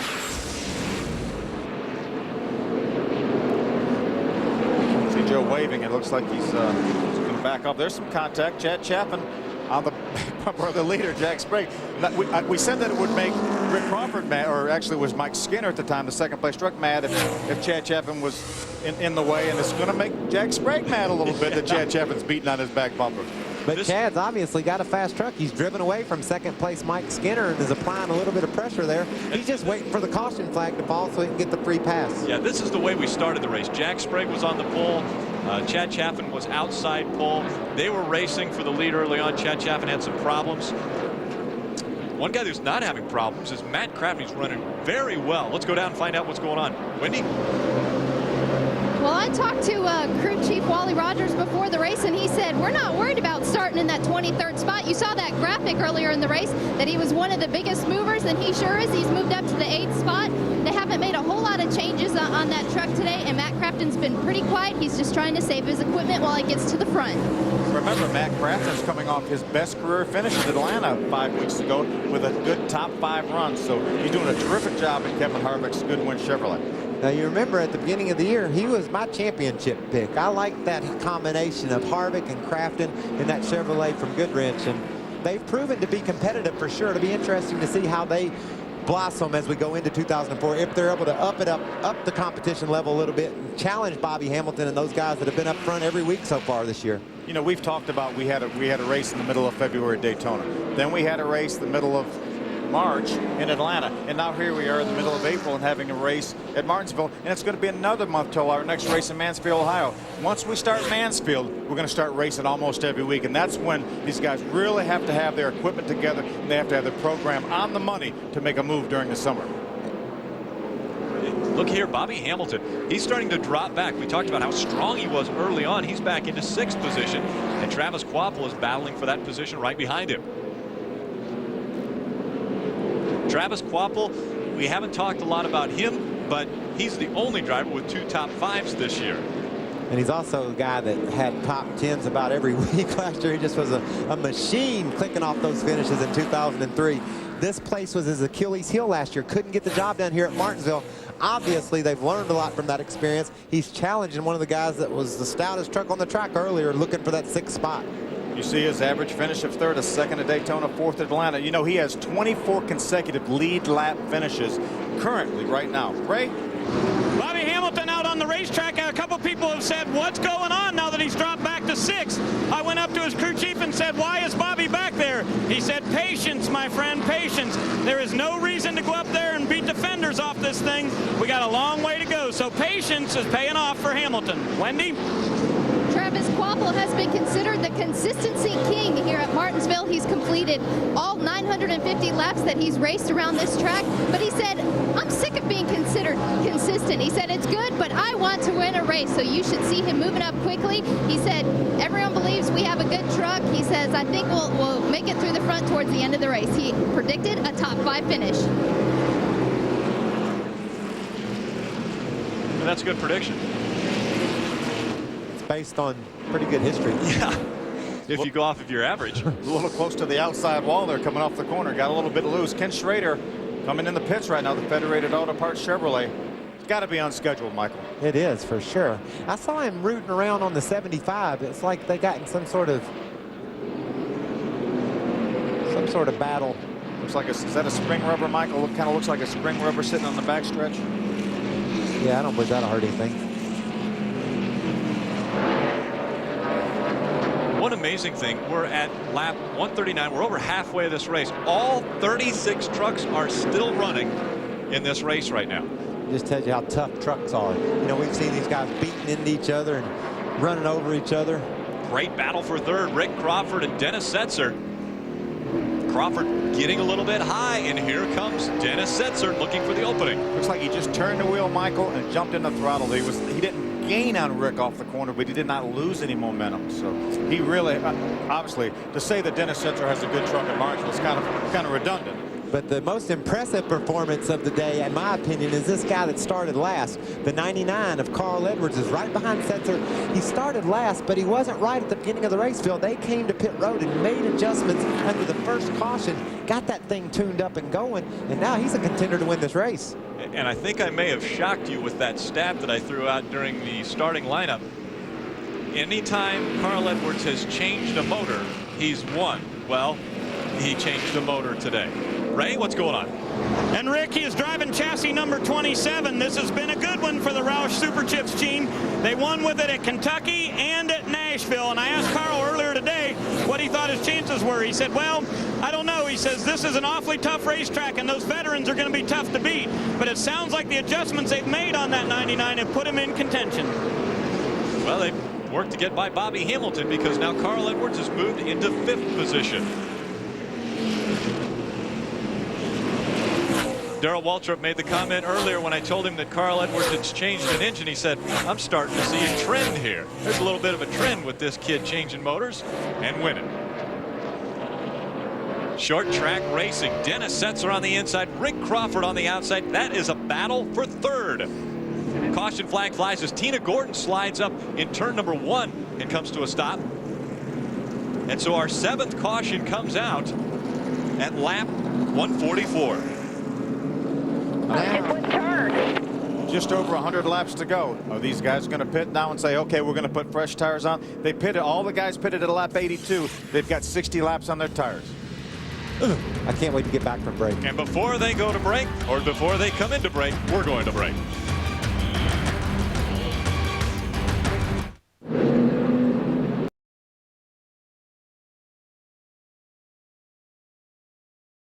Welcome back to the Kroger 250. We're under caution number 7. Let's take a look at what we saw while we were at break.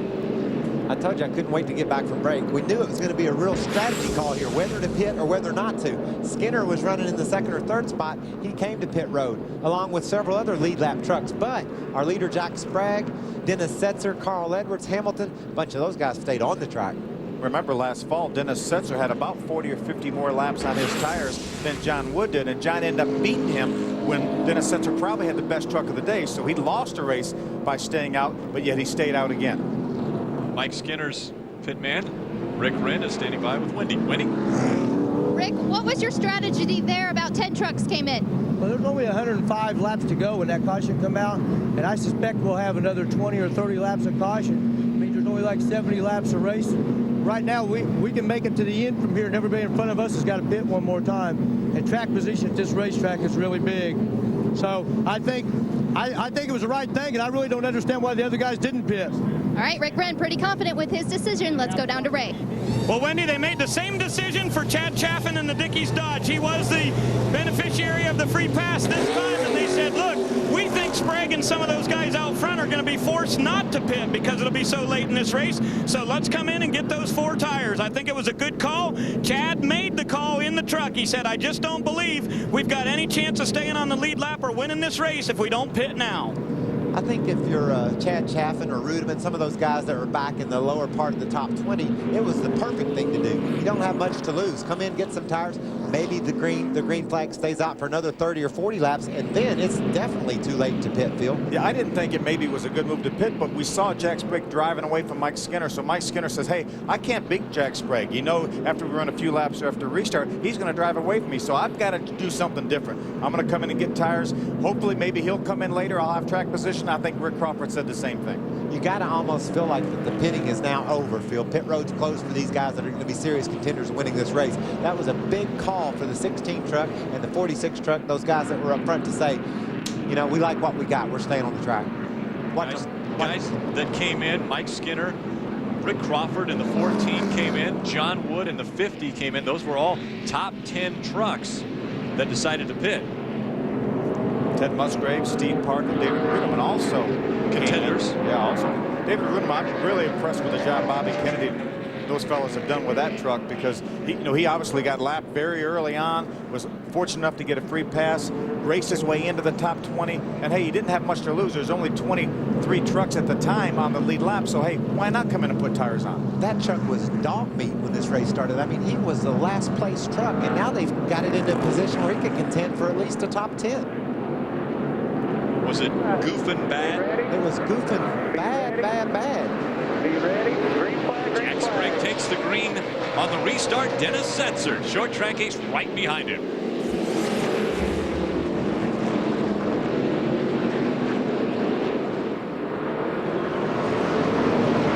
Ray? Guys, Jack Sprague has been talking on the radio thinking they will pit one more time in this race. I can't believe they would give up that track position. But his spotter, Dave Fuge, up on the top says, I think we can wait another 30 or 40 laps before we get tires. I can't imagine that they would be able to get back through as many trucks are on the lead lap, but they may still pit one more time today. Wendy, what about the 46? The 46 does plan to pit later on, about 70 or 80 laps to go. What happened there on that caution, they were going to follow Mike Skinner, and Mike Skinner came down pit road past the commit line. So Setzer actually actually was supposed to come down pit road and follow Skinner, but he missed the commit line, so they're going to wait for about 70, 80 laps to go. They plan to top it off and take 4 tires and a minor track bar adjustment.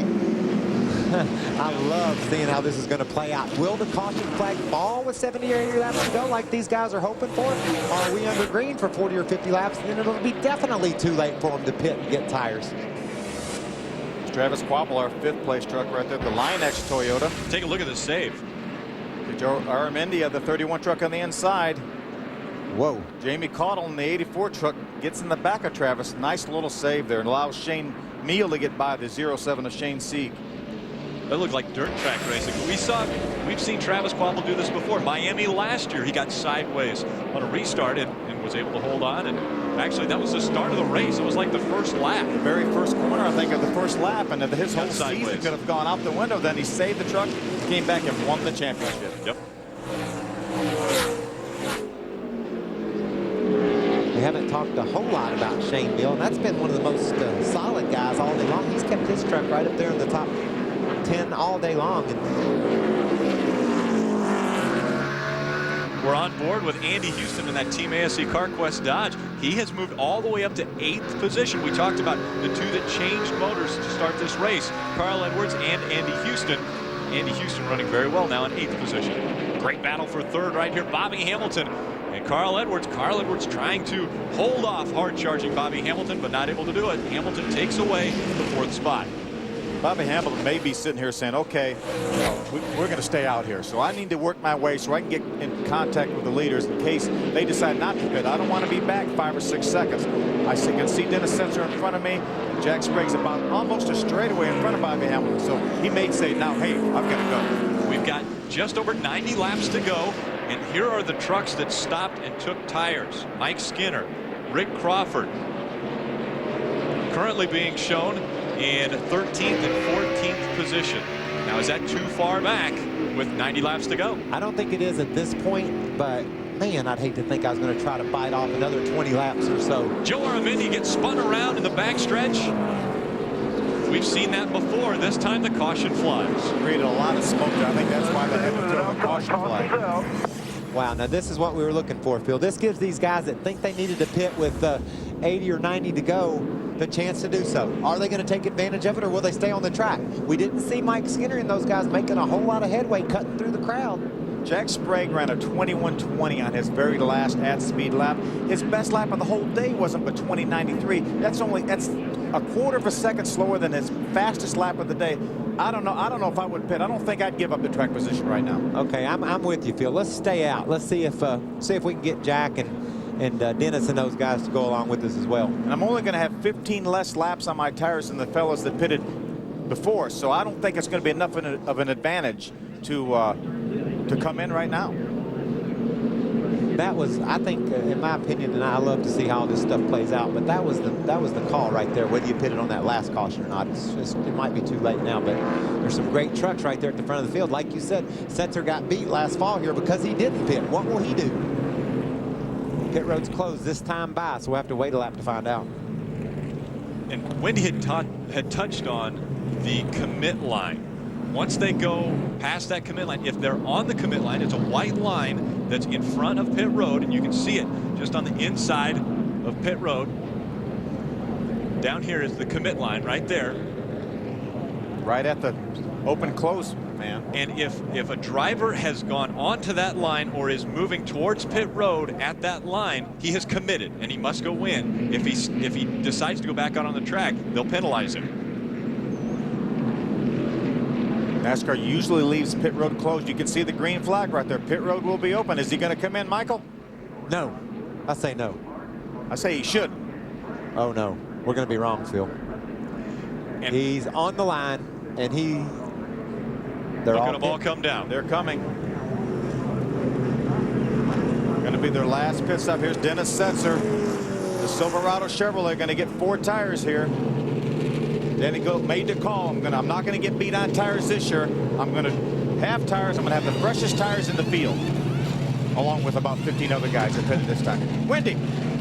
Travis Quapple's in for 4 tires of gas. They're going to go 2 rounds up on the track bar and 2 rounds on the wedge. Let's go to Ray. Sprague is in his Chevy Silverado. He says absolutely no changes on the chassis here, but the tires that they're putting on this truck are actually double scuffs. They ran 2 laps on the racetrack and then 2 more laps. So they've been stuffed twice. This is chassis number 31. The crew says absolutely no mistakes here. This will be the win. Whoever gets off pit road first, and Sprague is going to beat the 46 off pit road, then Hamilton next. Good battle for the 16. These guys have fresh tires and resume the lead.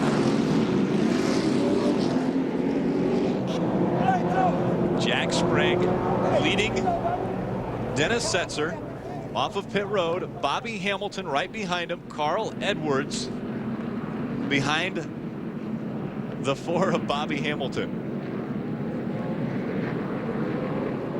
And Rick, guess who's leading this race? Mike Skinner. Mike Skinner.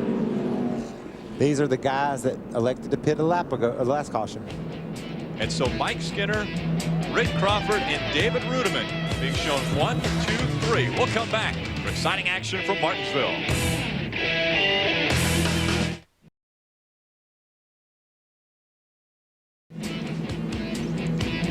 Coverage of the NASCAR Craftsman Truck Series Kroger 250 on Speed Channel is brought to you by Dodge. You can take life as it comes, or you can grab life by the horns. Dodge.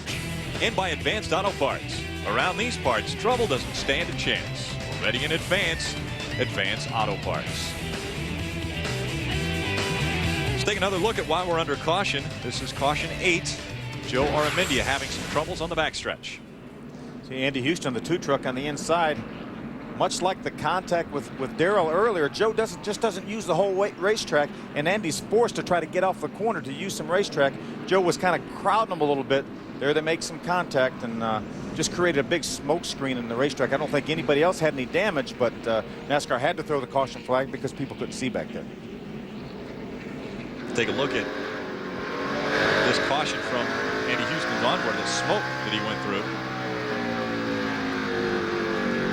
Once that caution came out, everyone decided to pit. And here, Carl Edwards about to come out of his pit after his stop. And take a look at the pit man in front of him. Crew member, whoa! Whoa! Goosed him a little bit. Yeah, he was a little bit wide coming around to get that tire.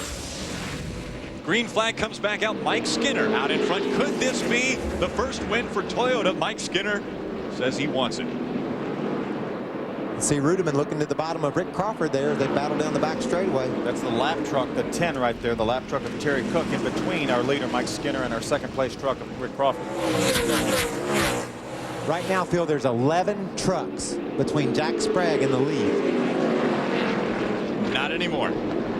He moved up a couple spots. He's in 7th position. Got some lap trucks there too, though. So 11 vehicles is what Michael was talking about. Yep, but he passed a couple guys just on the restart. So moving up very well, Jack Sprague. And again, that's going to come into play, the tire issue. Slid up high there and is going to lose those couple of spots he gained. Setzer and Hamilton get under him. Here comes Carl Edwards, going to try to squeeze in there. That could have been a big slip right there. That allowed Dennis Setzer and Bobby Hamilton, 2 fellas that have had great trucks this entire race, to get by him.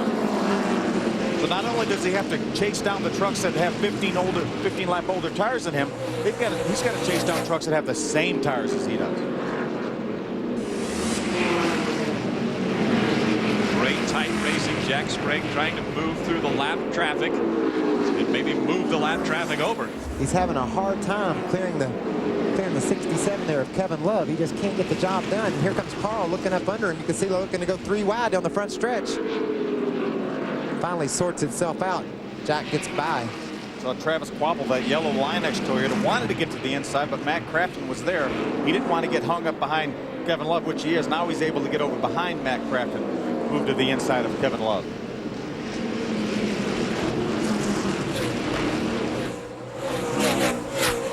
The fastest truck on the track the last couple of laps has been the 18 of Chad Chaffin. We saw speed out of him early in the race. He's got some adjustments, and that thing's really going. Remember how just recently when he was on the back bumper of Jack Sprague, when Jack was leading, when Chad was a lap down, he's back on the lead lap now, right now in the 4th position. Remember, he almost won this race last year. He ran out of fuel with 3 laps to go. He's got a truck that's capable of getting up there and winning it again. He's really fast right now. 4 different leaders of this race. Jack Sprague, Rick Crawford, Bobby Hamilton, And now Mike Skinner out in front of the pack. He's led 6 for 177 laps. 2 Toyotas in the top 3. Mike Skinner, David Rudiman in 3rd. Those were the same 2 Toyotas that were up front at Atlanta, so obviously those teams have done a nice job getting their programs up to speed here right away. David Rudiman has had to do it today because he was horrible when this race started, so they've worked on their program today. Obviously got the free pass early on, currently 3rd position, and being able to stay up with Rick Crawford and Mike Skinner. His lap times right now are as good as theirs. He just ran a 21:12. The leader ran a 13, so obviously Bobby Kennedy, Jason Overstreet, Glenn, Travis, all those boys that are working on that truck down there, they've done a day's worth of work today and got themselves right in contention here. And Hank Parker could possibly be the one in the most pain right now going around this track. He was seriously injured at Atlanta with a back injury and has been talking about how it's hard for him to bend over, but he is back in this truck and running great. He's running in 8th right now.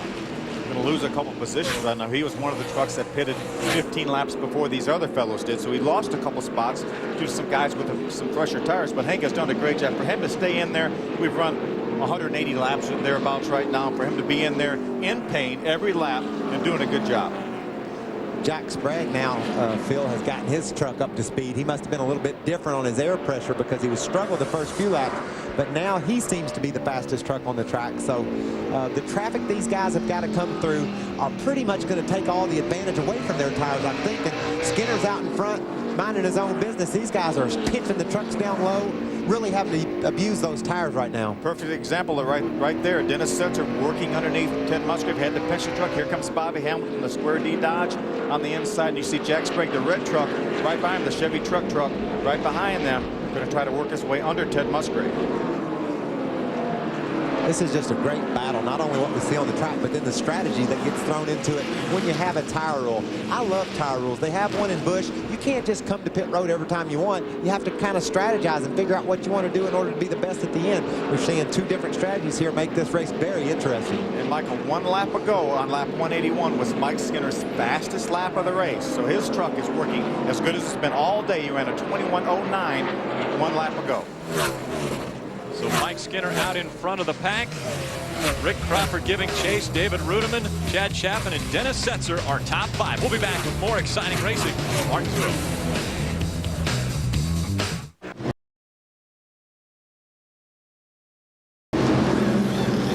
190 laps into the race, and Bobby Hamilton had to come to the pits because he had a left front tire that had gone down. He had some pretty serious contact with the number 50 of John Wood as they exited turn number 2. Hamilton running in the top 10 before they had that, and then they decided they had to go to the right side and change tires there too. So a lengthy pit stop here. They thought it was only going to be the left front, and then they had to do right side tires. So Hamilton out of contention today. Take a look at what happened. Caution. So Bobby Hamilton there's made some contact with the 50 truck of John Wood. I think he thought he had a problem anyway, and then John made some contact and the left front went down. There's Kevin Love, the 67 truck. Turned around on the racetrack over between turns 3 and 4. And so caution number 9 has come out for Kevin Love on lap 192. We'll be back to clear it all up at Martinsville.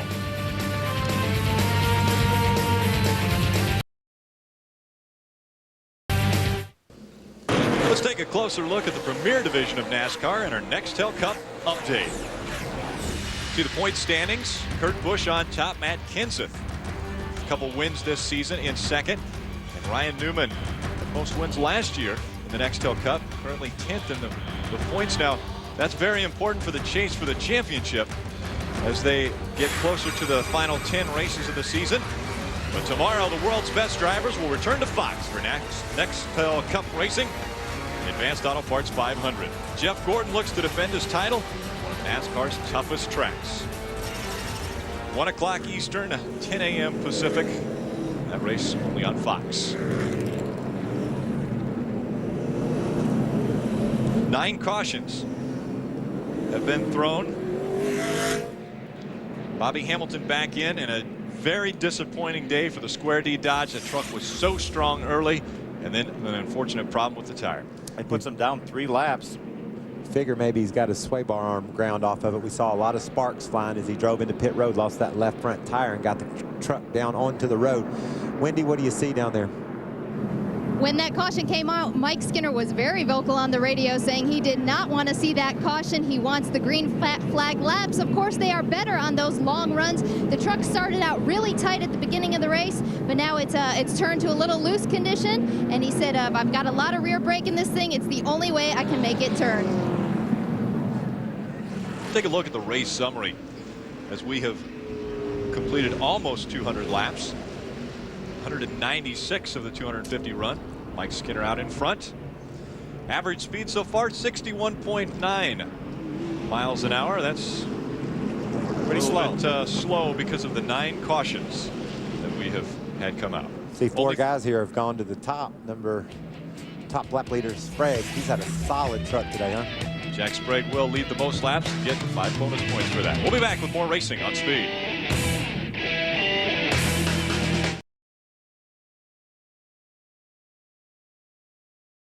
Green flag just flies for the Kroger 250. That's restart number 9. Out in front, Mike Skinner, Rick Crawford, and David Rudiman all stopping a little bit earlier than some of the other trucks. Now, how is this strategy playing out? Michael, I think it's exactly like we talked.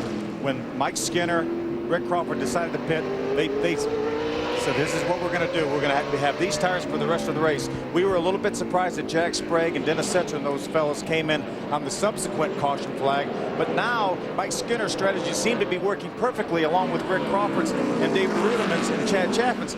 But now the caution flag evaporated all that lead they had, and now we've got a side-by-side battle for the lead. Yeah, the caution flag was the key to the strategy. Everybody made their decision and stuck with it. Now we're just going to see which one was right. Who's going to win the race? Because the only difference between these first 4 or 5 trucks we've seen all day long has been track position. And now the other difference is they're on different tire strategies. We'll see who wins.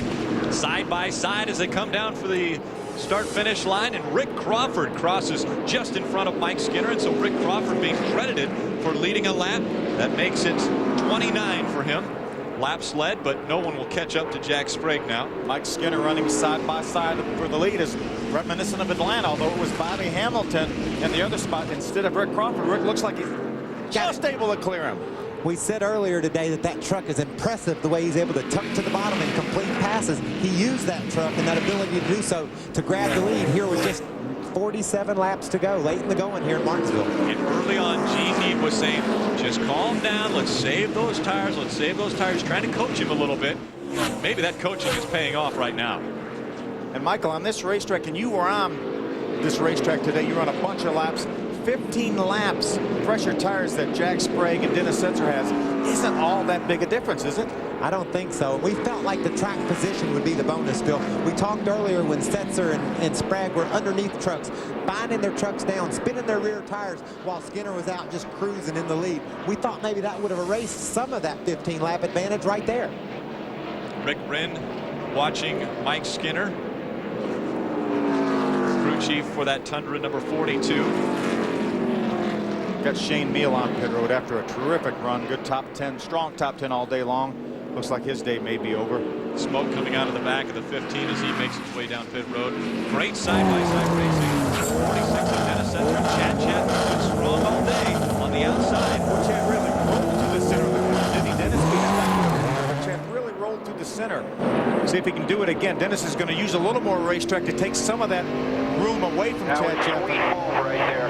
Yes, it was. Jack Sprague saw the opening and also went by. I liked it a lot, Dennis Setzer, spotter. I liked it a lot. He just used enough of the racetrack to keep Chad Chapman from driving up on the outside again like he did on the previous corner. And also, don't ever discount the ability and the talent for the driver on the 46 truck.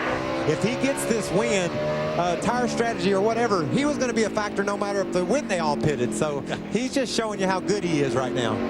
And he's setting his sights now on the 17 of David Rudiman, who's currently running in 3rd position, but on the outside, Dennis Setzer decides it's time to make the move. You can hold them down. Whoa!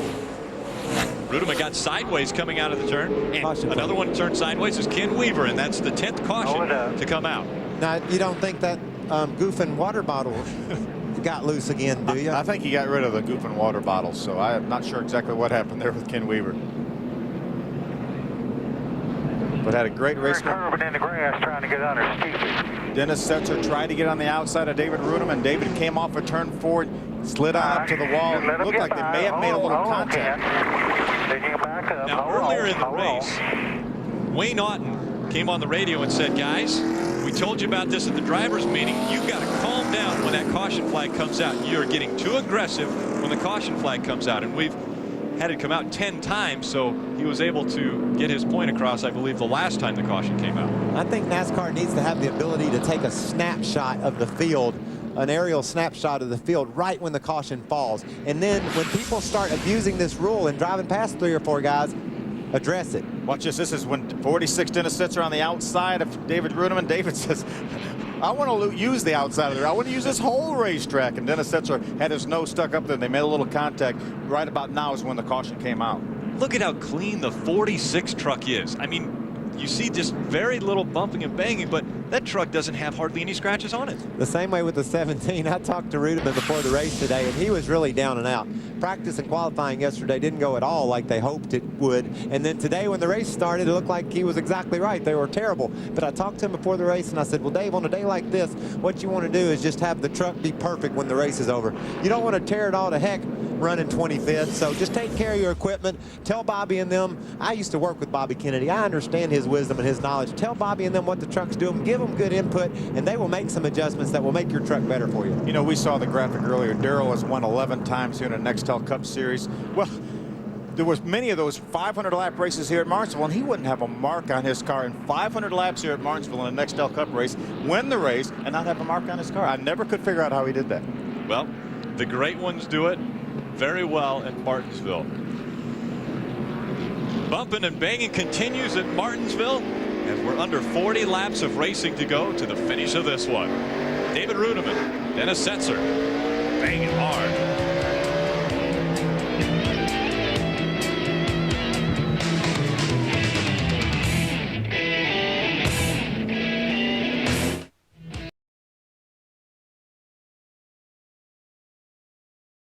Coverage of the NASCAR Craftsman Truck Series Kroger 250 on Speed Channel is brought to you by Craftsman, the official tools of NASCAR and the NHRA. By Advance Auto Parts. Around these parts, trouble doesn't stand a chance. Ready in advance, Advance Auto Parts.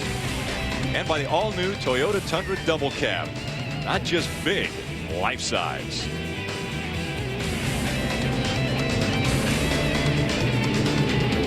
The 10 of Terry Cook is finally going to get back on the lead lap. He's hung around the front of the pack, and this time he will get the free pass to join the battle for in the lead lap. And we have 24 trucks on the lead lap. We'll be 25. Not only 25 with Terry Cook in the back. That's incredible. But a lot of caution flags will allow a lot of trucks to stay on the lead lap, and the free pass certainly doesn't hurt. Ken Schrader came off the track, and he is not running any longer in the 52, as well as Shane Meal had come off of the track. Looked like Shane lost a rear end. Just the way it was smoking, Phil, led me to believe that maybe the rear end went out on that number 15 truck. This track takes such a toll on drivetrains, rear ends, transmissions. These guys run a 643 or 650 rear end gear. These things go from 5,000 RPMs to 9,500 RPMs in the space of a straightaway. So it's really, really tough on the drivetrain.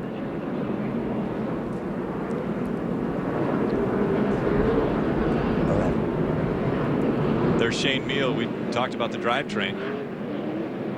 Looks like they're trying to cool that off. Well, that's that grease that came out of there you were talking about, Michael. That grease is it's just will catch on fire when it gets some oxygen. So that's how hot it is. Rick Crawford and Mike Skinner battling for the start of this one. Green flag flies again as we have 34 laps of racing to go. See if that's enough time for Dennis Setzer and Jack Sprague to get by these 3 other trucks. Oh, look at Setzer. Man, he sailed it down into turn 3, didn't he? Wonder if Rude will know he's there this time. If he doesn't, Dennis will let him know. This is going to be it right here. He did know he was there. He gave him room. Dennis is going to make the pass for the 3rd position. Look at how strong the 46 truck is on the outside as he gets by David Rudeman and now sets his sights on Mike Skinner in the 42. Wow. That's a great package Dennis Setzer has right there. Richard Childress engines in that truck. Move their shop, move their entire operation, as we saw at the beginning of the show, to Statesville, North Carolina from Oklahoma. Now you saw what the veteran Mike Skinner did there. He saw the move that the 46 put on the 17 by ducking to the outside of him. He decided he would go up in that high line, at least hold Dennis up until he could get a feel of what the outside might be like. Maybe he could drive away from Dennis and go challenge the leader. 9th, 10th, and 11th. David Starr, Travis Quaffle, and Carl Edwards. Steve Park in the back there in the 62. Ted Musgrave, Andy Houston, whole slew of guys there racing for the 9th position. Travis, I believe, hit the wall coming out of turn 2. Wow, a lot of action. You can't call it all, can you, Rick? It's happening everywhere. That's short track racing, and that's the NASCAR Craftsman Truck Series. Check out Skinner. He's been able to move into Setzer's line and hold him up. Not this time. See, Dennis has got there before, but he's not able to use the whole racetrack.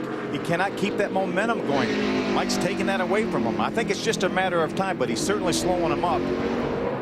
That time, it looked like Dennis Setzer even moved Skinner up on the track a little bit higher than Skinner wanted to run. But right now, see, Dennis Setzer has a half a truck. Like he's going to move him up. You see him move him up, just like we saw him pass the truck earlier. And that is for second. And so Dennis Setzer now has one truck to get in front of to make it 3 wins at Martinsville. Never been done before. He's the only driver to ever win 2 races at Martinsville in the Truck Series. And he's got plenty of time to get there, too.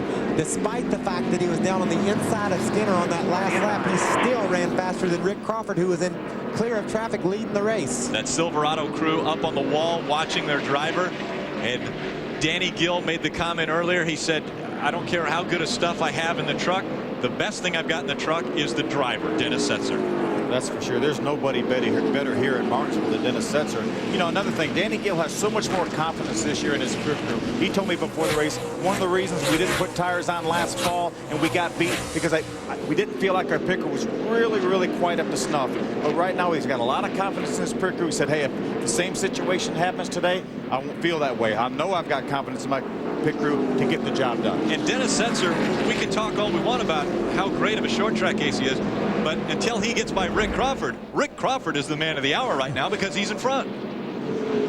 Rick Crawford has never won a short track Craftsman Truck Series race. He's won 2 races. He won at Homestead back in '98.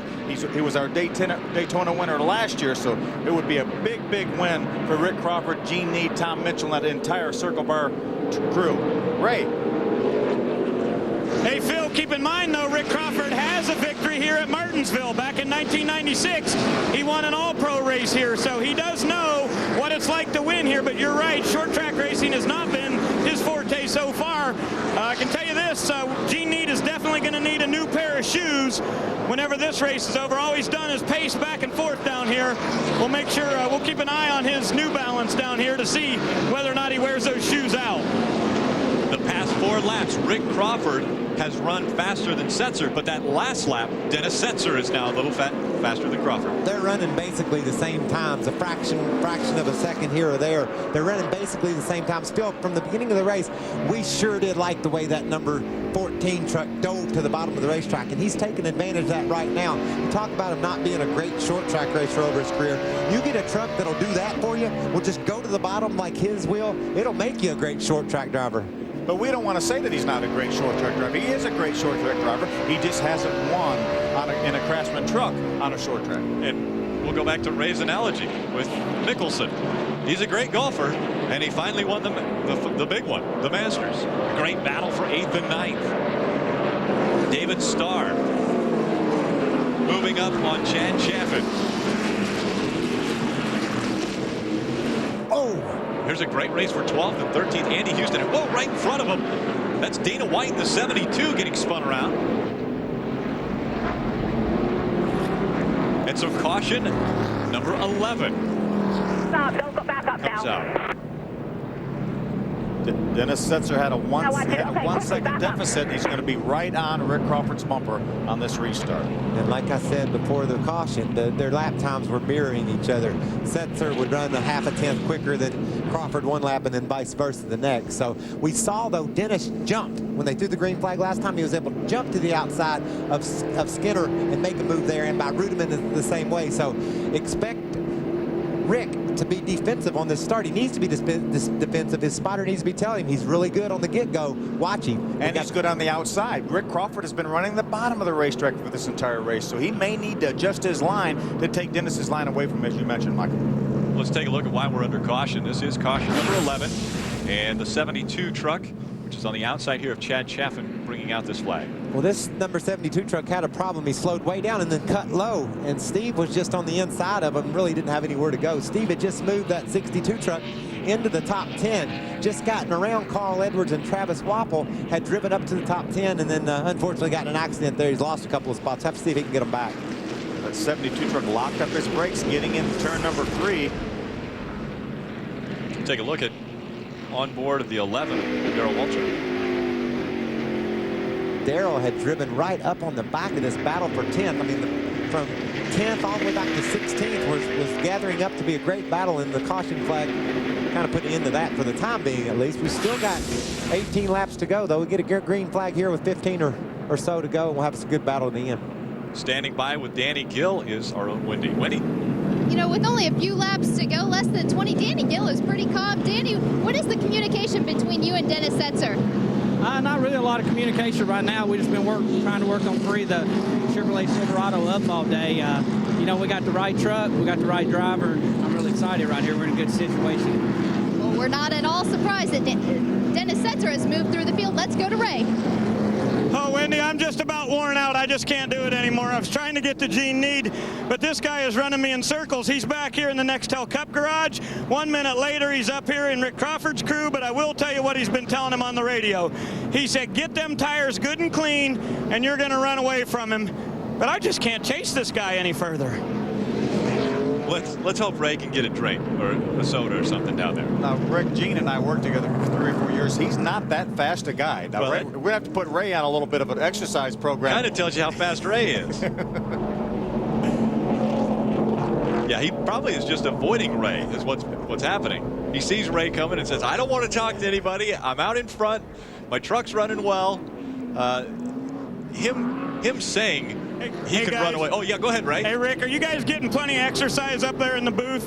I know it's very strenuous to reach over to pick up the paper and stuff. We walk 100 miles down here. What are you talking about? Hey, Ray, we have to sit down, we stand up, I know. We look at monitors, we look at scoring. There's all kinds of stuff to do up here. Okay. Plus it's hot up here, Ray. You ought to feel how hot it is. I'm uncomfortable. And, and catering is behind me. Try these fire suits at Kansas City in July, Michael. It's a blast down here.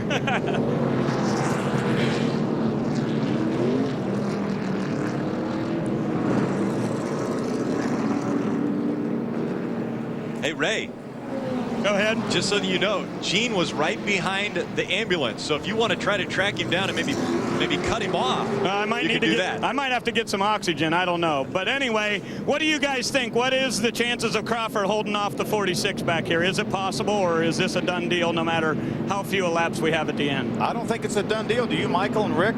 I mean, they were running the same lap times. I think the restart is going to be key. If Dennis Setzer can jump on the outside of Rick Crawford like we saw Dennis do a couple, 3 times, then he may get the measure of him. But if Rick Crawford can keep him behind him until we get the air pressures built back up, maybe he's got a chance at holding them off. It was impressive to watch Setzer go to work when they threw that last green flag, wasn't it? Boom, on the outside, he passes one truck. Boom, he ducks to the inside and gets the next one. So I know this partisan crowd, we've got a ton of people here watching this race. We're down to where we're going to have a restart here with 13 to go, and no one knows who's going to win this race, and throw the strategy out. This is just 2 guys buckled in, ready to do battle. Daytona had just a fantastic crowd. Atlanta had a record crowd watching the Truck Series, and now Martinsville also with a record crowd to see Craftsman Truck Series racing, and it has never been better. In all 10 years that this series has been running, this is the most competitive. And Rick, don't forget, we've got Mike Skinner, a former winner here in the Craftsman Truck Series and a champion, and 3-time champion Jack Sprague in 3rd and 4th. If these guys get together and slip, hey, we may have a different winner.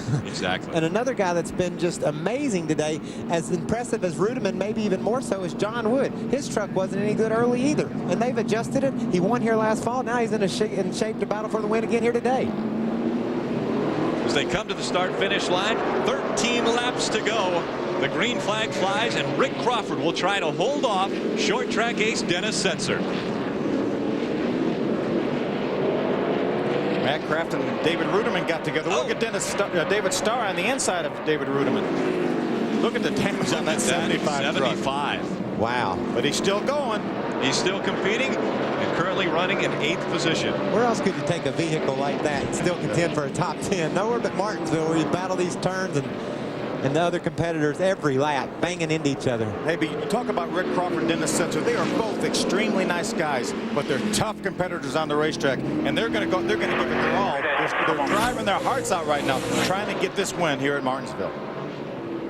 Rick Crawford has been involved in some fantastic finishes. His Daytona win last year was one of the closest in NASCAR Craftsman Truck Series history, and he's looking to hopefully use that experience from that race here, because Dennis Setzer is going to come on and challenge him for this win. Great battle. Jack Sprague on the inside, the 16 Chevy truck, and the Toyota Mike Skinner on the outside. They want to get in position in case Dennis Setzer and Rick Crawford make some contact. They want to be the next truck in line. And Sprague was able to do that. Coming out of turn number 4, Rick Crawford. 9 laps to go. Wow. This is good stuff, guys. We knew it would be. It always is in the Craftsman Truck Series. The competition in this series is amazing.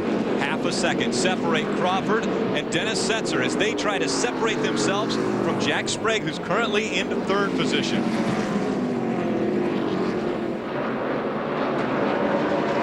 Rick Crawford able to maintain about a 5 truck length lead over Dennis Setzer.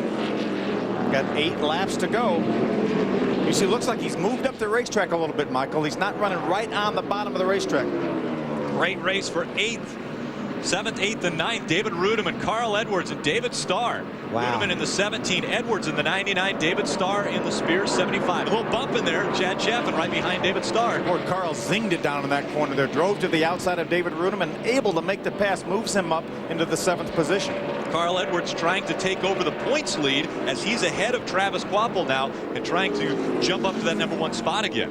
Things are getting crazy here late in this race. If you're watching the battle from 7th, 8th, 9th on back, they've decided it's okay to run into each other at this point. They're knocking each other out of the way, trying to gain precious points late in the going here. I think with 10 laps to go, all the etiquette goes out the window, doesn't it, Michael? Well, you know, last week in Nashville, if you're willing to run over somebody to win, it's okay at Martinsville where you're going half the speed. What about the impressive drive by Rick Crawford? 5 to go for Rick Crawford. Taking those tires that were slightly worn and driving away from the short track master, Dennis Setzer. Well, look how straight his truck is. He just gets off the corner, gets in the throttle, drives straight off the corner. Over the last 2 laps, Crawford has picked up 0.3 of a second on Rick Crawford. 4 laps to go, and Steve Park into the wall in turn number 2 has come to a stop, and that brings out our caution. Oh. Well, gentlemen, it's always green, white, checkered in the NASCAR Craftsman Truck Series, and we will see that today. I bet you Rick Crawford said, oh, no, the goofing caution's out. We don't need a goofing caution right now. He absolutely did not want to see a caution flag. He had about a 3/4 of a second lead and actually running a little bit faster, though the very last lap, Dennis was about a 1/10 of a second quicker. But with so little time left, it looked like Rick Crawford's race, but anything can happen on a restart. Park lost a right front tire, it appeared. I think he's got a flat right front, smoked down into turn 1, and the thing was flat, and he couldn't get the thing turned. Sure enough, they'll change the right sides, get Steve Park back out there.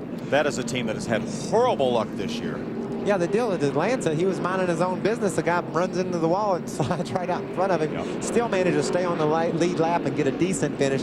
Today, he's been on the lead lap all day long, and just now, with the flat tire, he's going to lose it. Difference in crew chiefs. Danny Gill sitting up on top of the war wagon. Gene Need not even wanting to watch. Personalities. That's what makes this sport so much fun to be a part of, whether it's the drivers, the crews, or the wives, as you see there. That's Mike Skinner's wife. Everybody has a different personality, but one common thread that's sewn through everyone is competition, the desire to beat the other guy. Like Phil said earlier, you won't meet a couple nicer guys than Dennis Stetzer and Rick Crawford, but right now, there's no telling what they would do to make sure they get the win, get this race win. Not to each other. You know, those guys aren't going to compromise each other, I don't believe, but they are going to give it their all. Nice guy out the window. Let's take a look at how Steve Park came to a stop in turn number 2. You can see there the tire's flat. He did a great job of keeping from making real hard contact. I think he made some slight contact. There's a slight contact with the wall, but that could have been a lot of contact. As you lean on that right front tire, so much going in the corner there. When it goes out from under you, there's really nothing to keep the thing from going straight into the wall.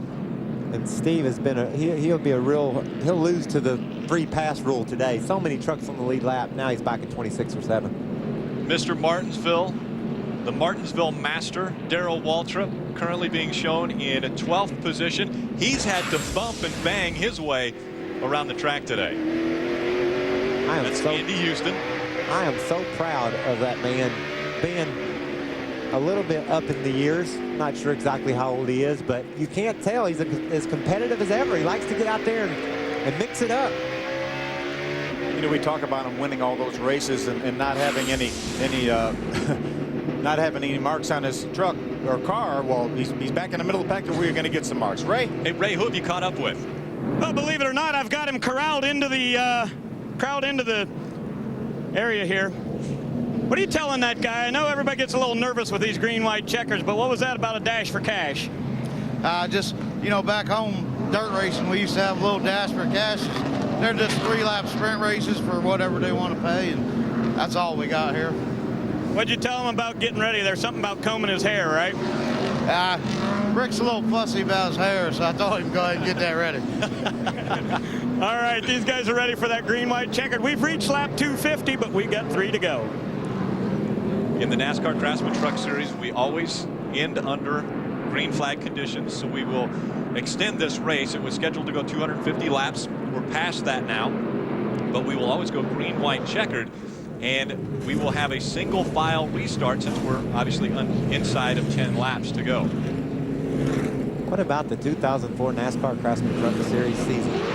Daytona, I couldn't breathe. Atlanta, sideways to the checker. Now here, a green-white checker to see who's going to win here at Martinsville. It's all you could ask for. This has got to make pretty good TV. If it's not making good TV, it's our fault. We're messing it up because we could be quiet and watch, and it'd be entertaining. And I don't think it's a situation we can say, hey, it's either going to be Rick Crawford or Dennis Setzer. If they make the slightest bit of contact, then look for Jack Sprague or Mike Skinner or John Wood maybe to get by. That's your top 5. Rick Crawford, Dennis Setzer, Jack Sprague, Mike Skinner, and John Wood coming to the green flag here at Martinsville. Dennis got a great start. He's to the inside. He's letting Rick know he's there. Rick got off that corner. It was so critical to get off of turn 2. Crawford putting distance between himself and Dennis Setzer as he comes by the start-finish line to see the white flag. Darrell got spun out there over in turn 4. There he is. The caution flag is not out yet. It won't come out. The white flag came out before that caution came out, so we will stay under green flag conditions. The checkered flag will come out as he comes out of turn number 4. Rick Crawford is going to win the Kroger 250. Oh, side-by-side battles for every spot in the top 10. Check it out. Big crash here at the start-finish line. I don't know what happened. Check that out. Bill Lester and Andy Petrie had a terrible crash here on the front stretch after coming to get the checker. They were racing for position. It's being shown Bill Lester in 17th and Andy Petrie in 18th. Wow, I'm glad to see Rick Crawford get this thing back on track, aren't you? Big win for Rick Crawford. Gene need all those guys. Ray Dunlap. Yeah, Phil, I'm with Gene. Congratulations. I guess you just told him it's time to start racing, right? Yeah, I didn't want him to burn the tires up. He can burn them up now. Tell me about that brand new truck you guys put together. Nice piece of work. Yeah, it's a really, my guys did a heck of a job on the truck, you know, and Rick drove his butt off all day, and I think we're going to have a pretty good race team in about a month or so. Okay, congratulations, Gene Need on his way to victory lane once again with a brand new team. Gator. Gene Need celebrating, as is Rick Crawford. Wonder how many cigarettes he smoked there at the end of the race. Bill Lester out of the number 22. You see him now kind of catching his breath. Severe damage to the front of the 22, but obviously Bill Lester not too bad as he jumped over the wall. He's mad. I guarantee he's mad about what happened. We didn't see what happened. We'll take a look at it, Michael. And DW had spun in turn number 4, and that we thought might have some problems, but the leaders had already taken the white flag. Well, plus Darrell got going again. He just got in underneath Andy, or excuse me, is that Andy? Yeah, Andy in the 2 truck, and washed up and got into him. Tried to keep it off of him, spun his truck out because of getting into it. He was going for the 11th spot. Just got away from him. Pretty good run for Darrell, though, really. First time in a Toyota, and was just knocking on the door of a top 10. And here is the Bill Lester Andy Petrie incident. That's another view of Darrell and Andy Houston getting together. Darrell made some contact with the inside wall. But I'm sure he had a lot of fun. He did a whole lot of racing today anyway. He did, and he was racing for a top 10 spot, too. Rick Crawford sitting on the start-finish line where he had just outrun Dennis Setzer to the start-finish line. DW looking pretty fresh, looks like isn't he's he, Michael? okay. Wow. Looks like he can run a few more laps. 254 laps, and looks like he's pretty good. Bill Lester still very disappointed, not happy, shaking his head as he makes his way into the care center. I don't know. That's about as hard as you can hit here at Martinsville. That Bill Lester truck's torn all to pieces. Let's go down to victory lane and Ray Dunlap. All right, so Rick Crawford is about ready to climb out of the number 14. It was 120 races between his victory at 1998 in Homestead to Daytona, and now it's been 26 since then. But today, he showed him how in the 14. Rick Crawford, a winner here at Martinsville, and I noticed you gingerly climb out of that truck after that huge wreck at Atlanta. What an unbelievable comeback. Congratulations on a great race. Well, my hat's off to the Circle Bar race team. Tom Mitchell puts out a lot of cash out of his pocket to let us enjoy this, and driver had a lot to do last month, and the team did a lot last month preparing me another truck this year. But Gene Need and the whole Circle Bar team, what a truck. I mean, never made major adjustments on it all week since we've been here, and he calmed me down on the radio, and that was the key. But I'd like to say hello to Adam's mom. It's her birthday today, and happy birthday to her. Didn't think we'd get to do it, but we did it. The big win at Daytona, I know, was a career changer, but Rick, you have been known as such a great short track driver, and now this whole thing came together. Well, I told a couple of rookies today some message on how to run Martinsville, but at the end of the message, I told them, I said, get out of my way because I'm on a mission today, because, I mean, that was a lot of pain the last month, a lot of pain for our team, and we won. Well, you take your hat off and show us how nice your hair looks. Hey, Gene said to get you ready, you know, so you got to take pictures here in Victory Lane today. I'm feeling pretty good from the ankle up, so been taking care of myself the last month. So other than that, we'll get the foot strong again, and Dr. Barron's going to work on it, some of the therapists, and we'll put this thing in Victory Lane again. I'm glad to get this one over with today. I'll bet you. I'll tell you what, his right foot was okay today because he had to hammer down. Rick Crawford, his 3rd career win in the NASCAR Craftsman Truck Series. Gene Need congratulating Rick Crawford. Crawford, an amazing feat coming on the heels of that amazing accident in Atlanta. We take a look back. This was 1 month ago. Tina Gordon having some trouble getting back on the track, and watch on the outside. Dennis Setzer will go by, and that's Rick Crawford right there. Oh. Unbelievable accident. Oh, and it gets worse. The throttle stuck. Rick Crawford hits the wall in turn 3, finally comes to rest in front of the grandstands. He can't see. He's knocked out right now. He told me that impact with the outside wall actually knocked him out. He said first thing he remembers is Gene telling him to turn off the switch because the throttle was hung still in the infield. And now, look, here he is in Victory Lane in Martinsville. The next race. That's how you come back, isn't it? Unbelievable. And that's with a broken foot. Rick Crawford enjoying his first short track win of his NASCAR Craftsman Truck Series career. We'll come back with more.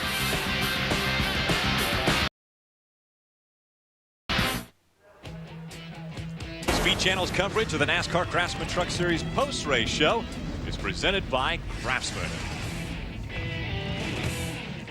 Take a look at the unofficial results that amazing crowd was able to see here today. Rick Crawford, your winner. Dennis Setzer holding on for second. John Wood and Mike Skinner came across the line side by side, as did Carl Edwards and Matt Crafton. It was too close to see who finished where. Andy Houston soldiered on for an 11th place finish. Hank Parker, in a lot of pain all day, ends up finishing 12th in his Toyota. Bill Lester and Andy Petrie, you see 17th and 18th unofficially, involved in a little problem we'll show you just a few moments as soon as we get done with results. Darrell's the last truck on the lead lap. He finished 24th because of that late spin. Park, he was 26th after that problem with the tire late in the going. Couple trucks, few laps down. Shane Meal, Ken Schrader, the only two trucks not able to complete this race.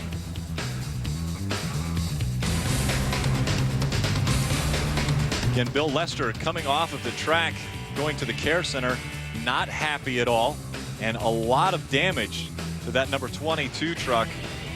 I think that's as hard as you're going to hit here at Martinsville. That whole front end was wiped off the 22 truck. The official telling him, Bill, we need you to go to the care center. Bill was on his way somewhere else. Let's take a look at what happened. Coming off turn number 4 here, top of your screen.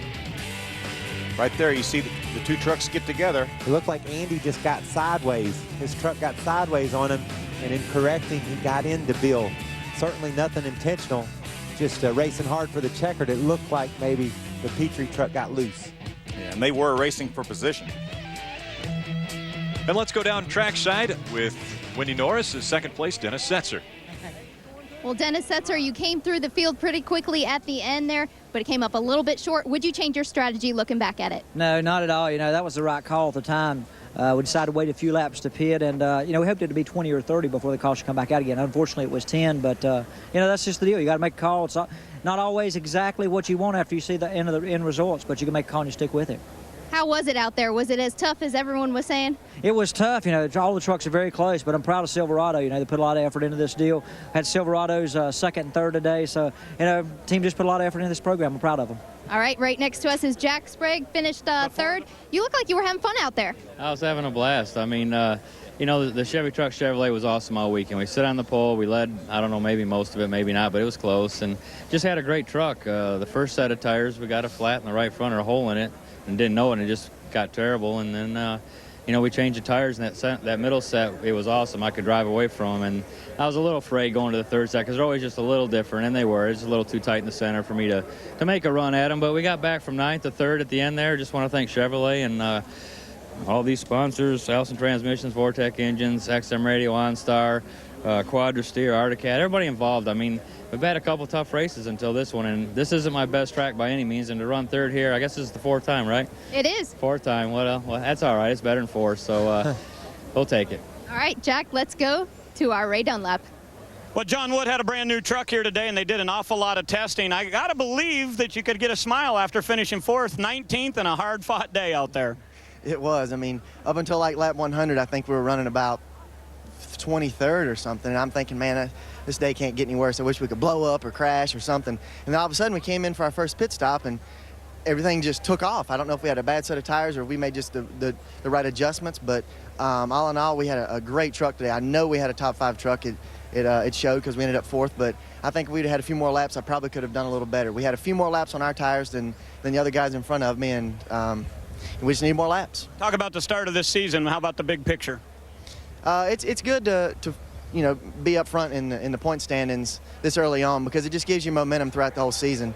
We had a great finish at Daytona, not so great at Atlanta, so we needed this to really keep our spirits up and to keep everybody going in the shop. But you know, they've done awesome so far. They've kept their confidence up in me, and you know, it showed today. Strong like a bull. Yeah, and this is Mike Skinner right here. You were good too. You got right behind him in 5th. Not so bad, eh? He showed a lot of maturity today and a lot of professionalism. He could have knocked my ass out of the way a lot earlier, but he did a good job. Passed us clean. I'm proud of him. All right, right there's 4th and 5th for you here at Martinsville. Wendy? Well, DW, you were running really well there until that end spin. Yeah, that green, white, and checker kind of did me in. the 2 got into somebody off of turn 2 over there, and they got hung together. I got a run on the 2, and then we got down here to turn 3, and they'd gone 3 wide a couple of times today, but it wasn't going to work that time. He and I got together, and then somebody got in the back of me and spun me all the way around. But, you know, I knew that's Martinsville, that's Bristol.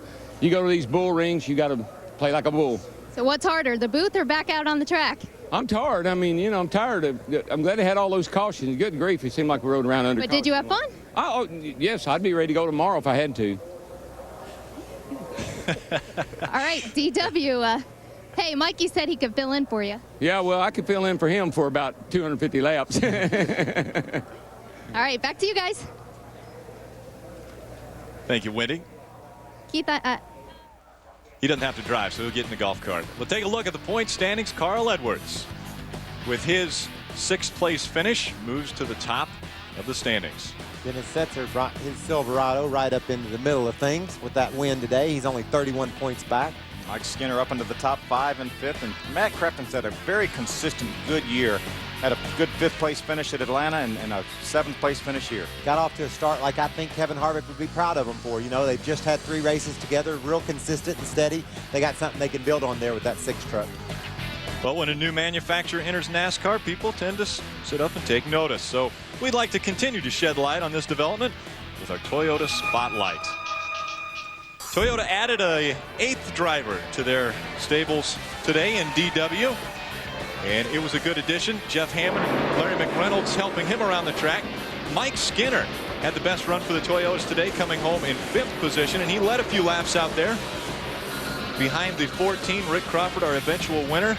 Toyota doing very well. They've had a couple seconds now and a 5th in just their first attempt in the upper series of NASCAR. Of course, Rudeman got their first pole for them over at Atlanta, so that truck mixes in just fine with all the other manufacturers. You know, you see great battles from Chevy and Ford. Toyota's just kind of joining in. They're doing a nice job of being competitive early in the going. Be interesting to see if they're able to develop and get even stronger as the year goes forward. It won't be long before someone from Toyota will be standing in victory lane as Rick Crawford is doing the hat dance now. We'll come back to close out today's Kroger 250 on Speed.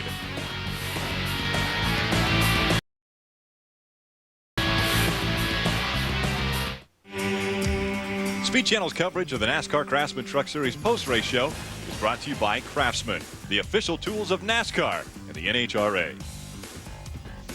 Let's go down trackside to Ray Dunlap.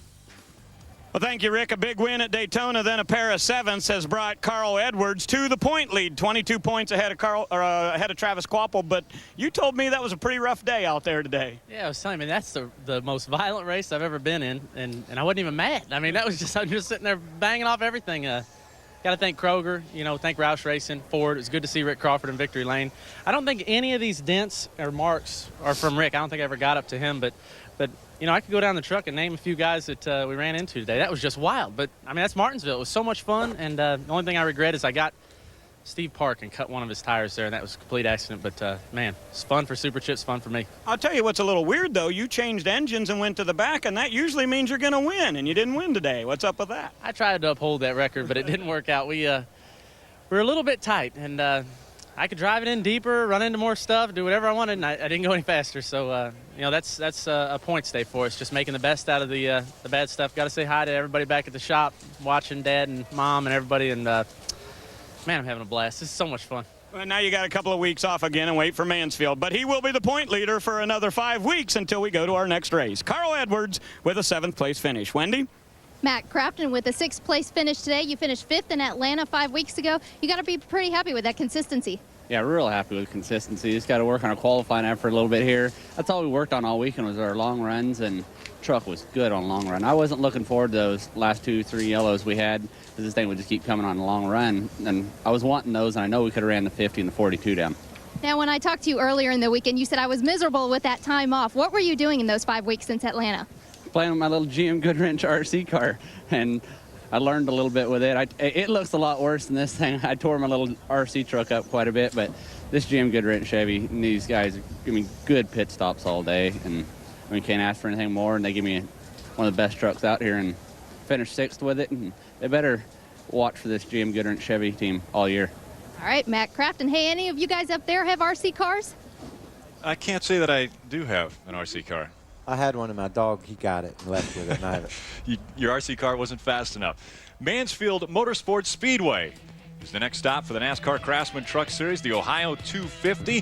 That's May 16th. Tomorrow's race, can Jeff Gordon continue the domination at Martinsville? That race taking place on Fox, 1 p.m. Eastern, 10 a.m. Pacific time. The Advanced Auto Parts 500. A great finish, guys, to a short track race. We were expecting this. We were expecting great racing, and it happened exactly the way we expected. We were impressed with Rick's truck from the beginning of the race. We liked the way it would turn in the center of the corner. He had it. He was heated up with pressure there at the end. A green-white checkered with the master of Martinsville, Dennis Setzer, right on the back of his truck. So he not only got a win here on the short track, he got it with the worst possible scenario, Dennis Setzer right on his tail. And we like the fact his pit strategy. He and Mike Skinner pitted about 15 laps before Dennis Setzer, Jack Sprague, some of the other drivers, and was able to hold off Dennis Setzer with a little bit fresher tires than he had. Another great race in the NASCAR Craftsman Truck Series. Darrell Waltrip bringing the excitement to the coverage. For Wendy Norris, Ray Dunlap, Michael Waltrip, Phil Parsons, I'm Rick Allen saying thanks for joining us. We'll see you in Mansfield.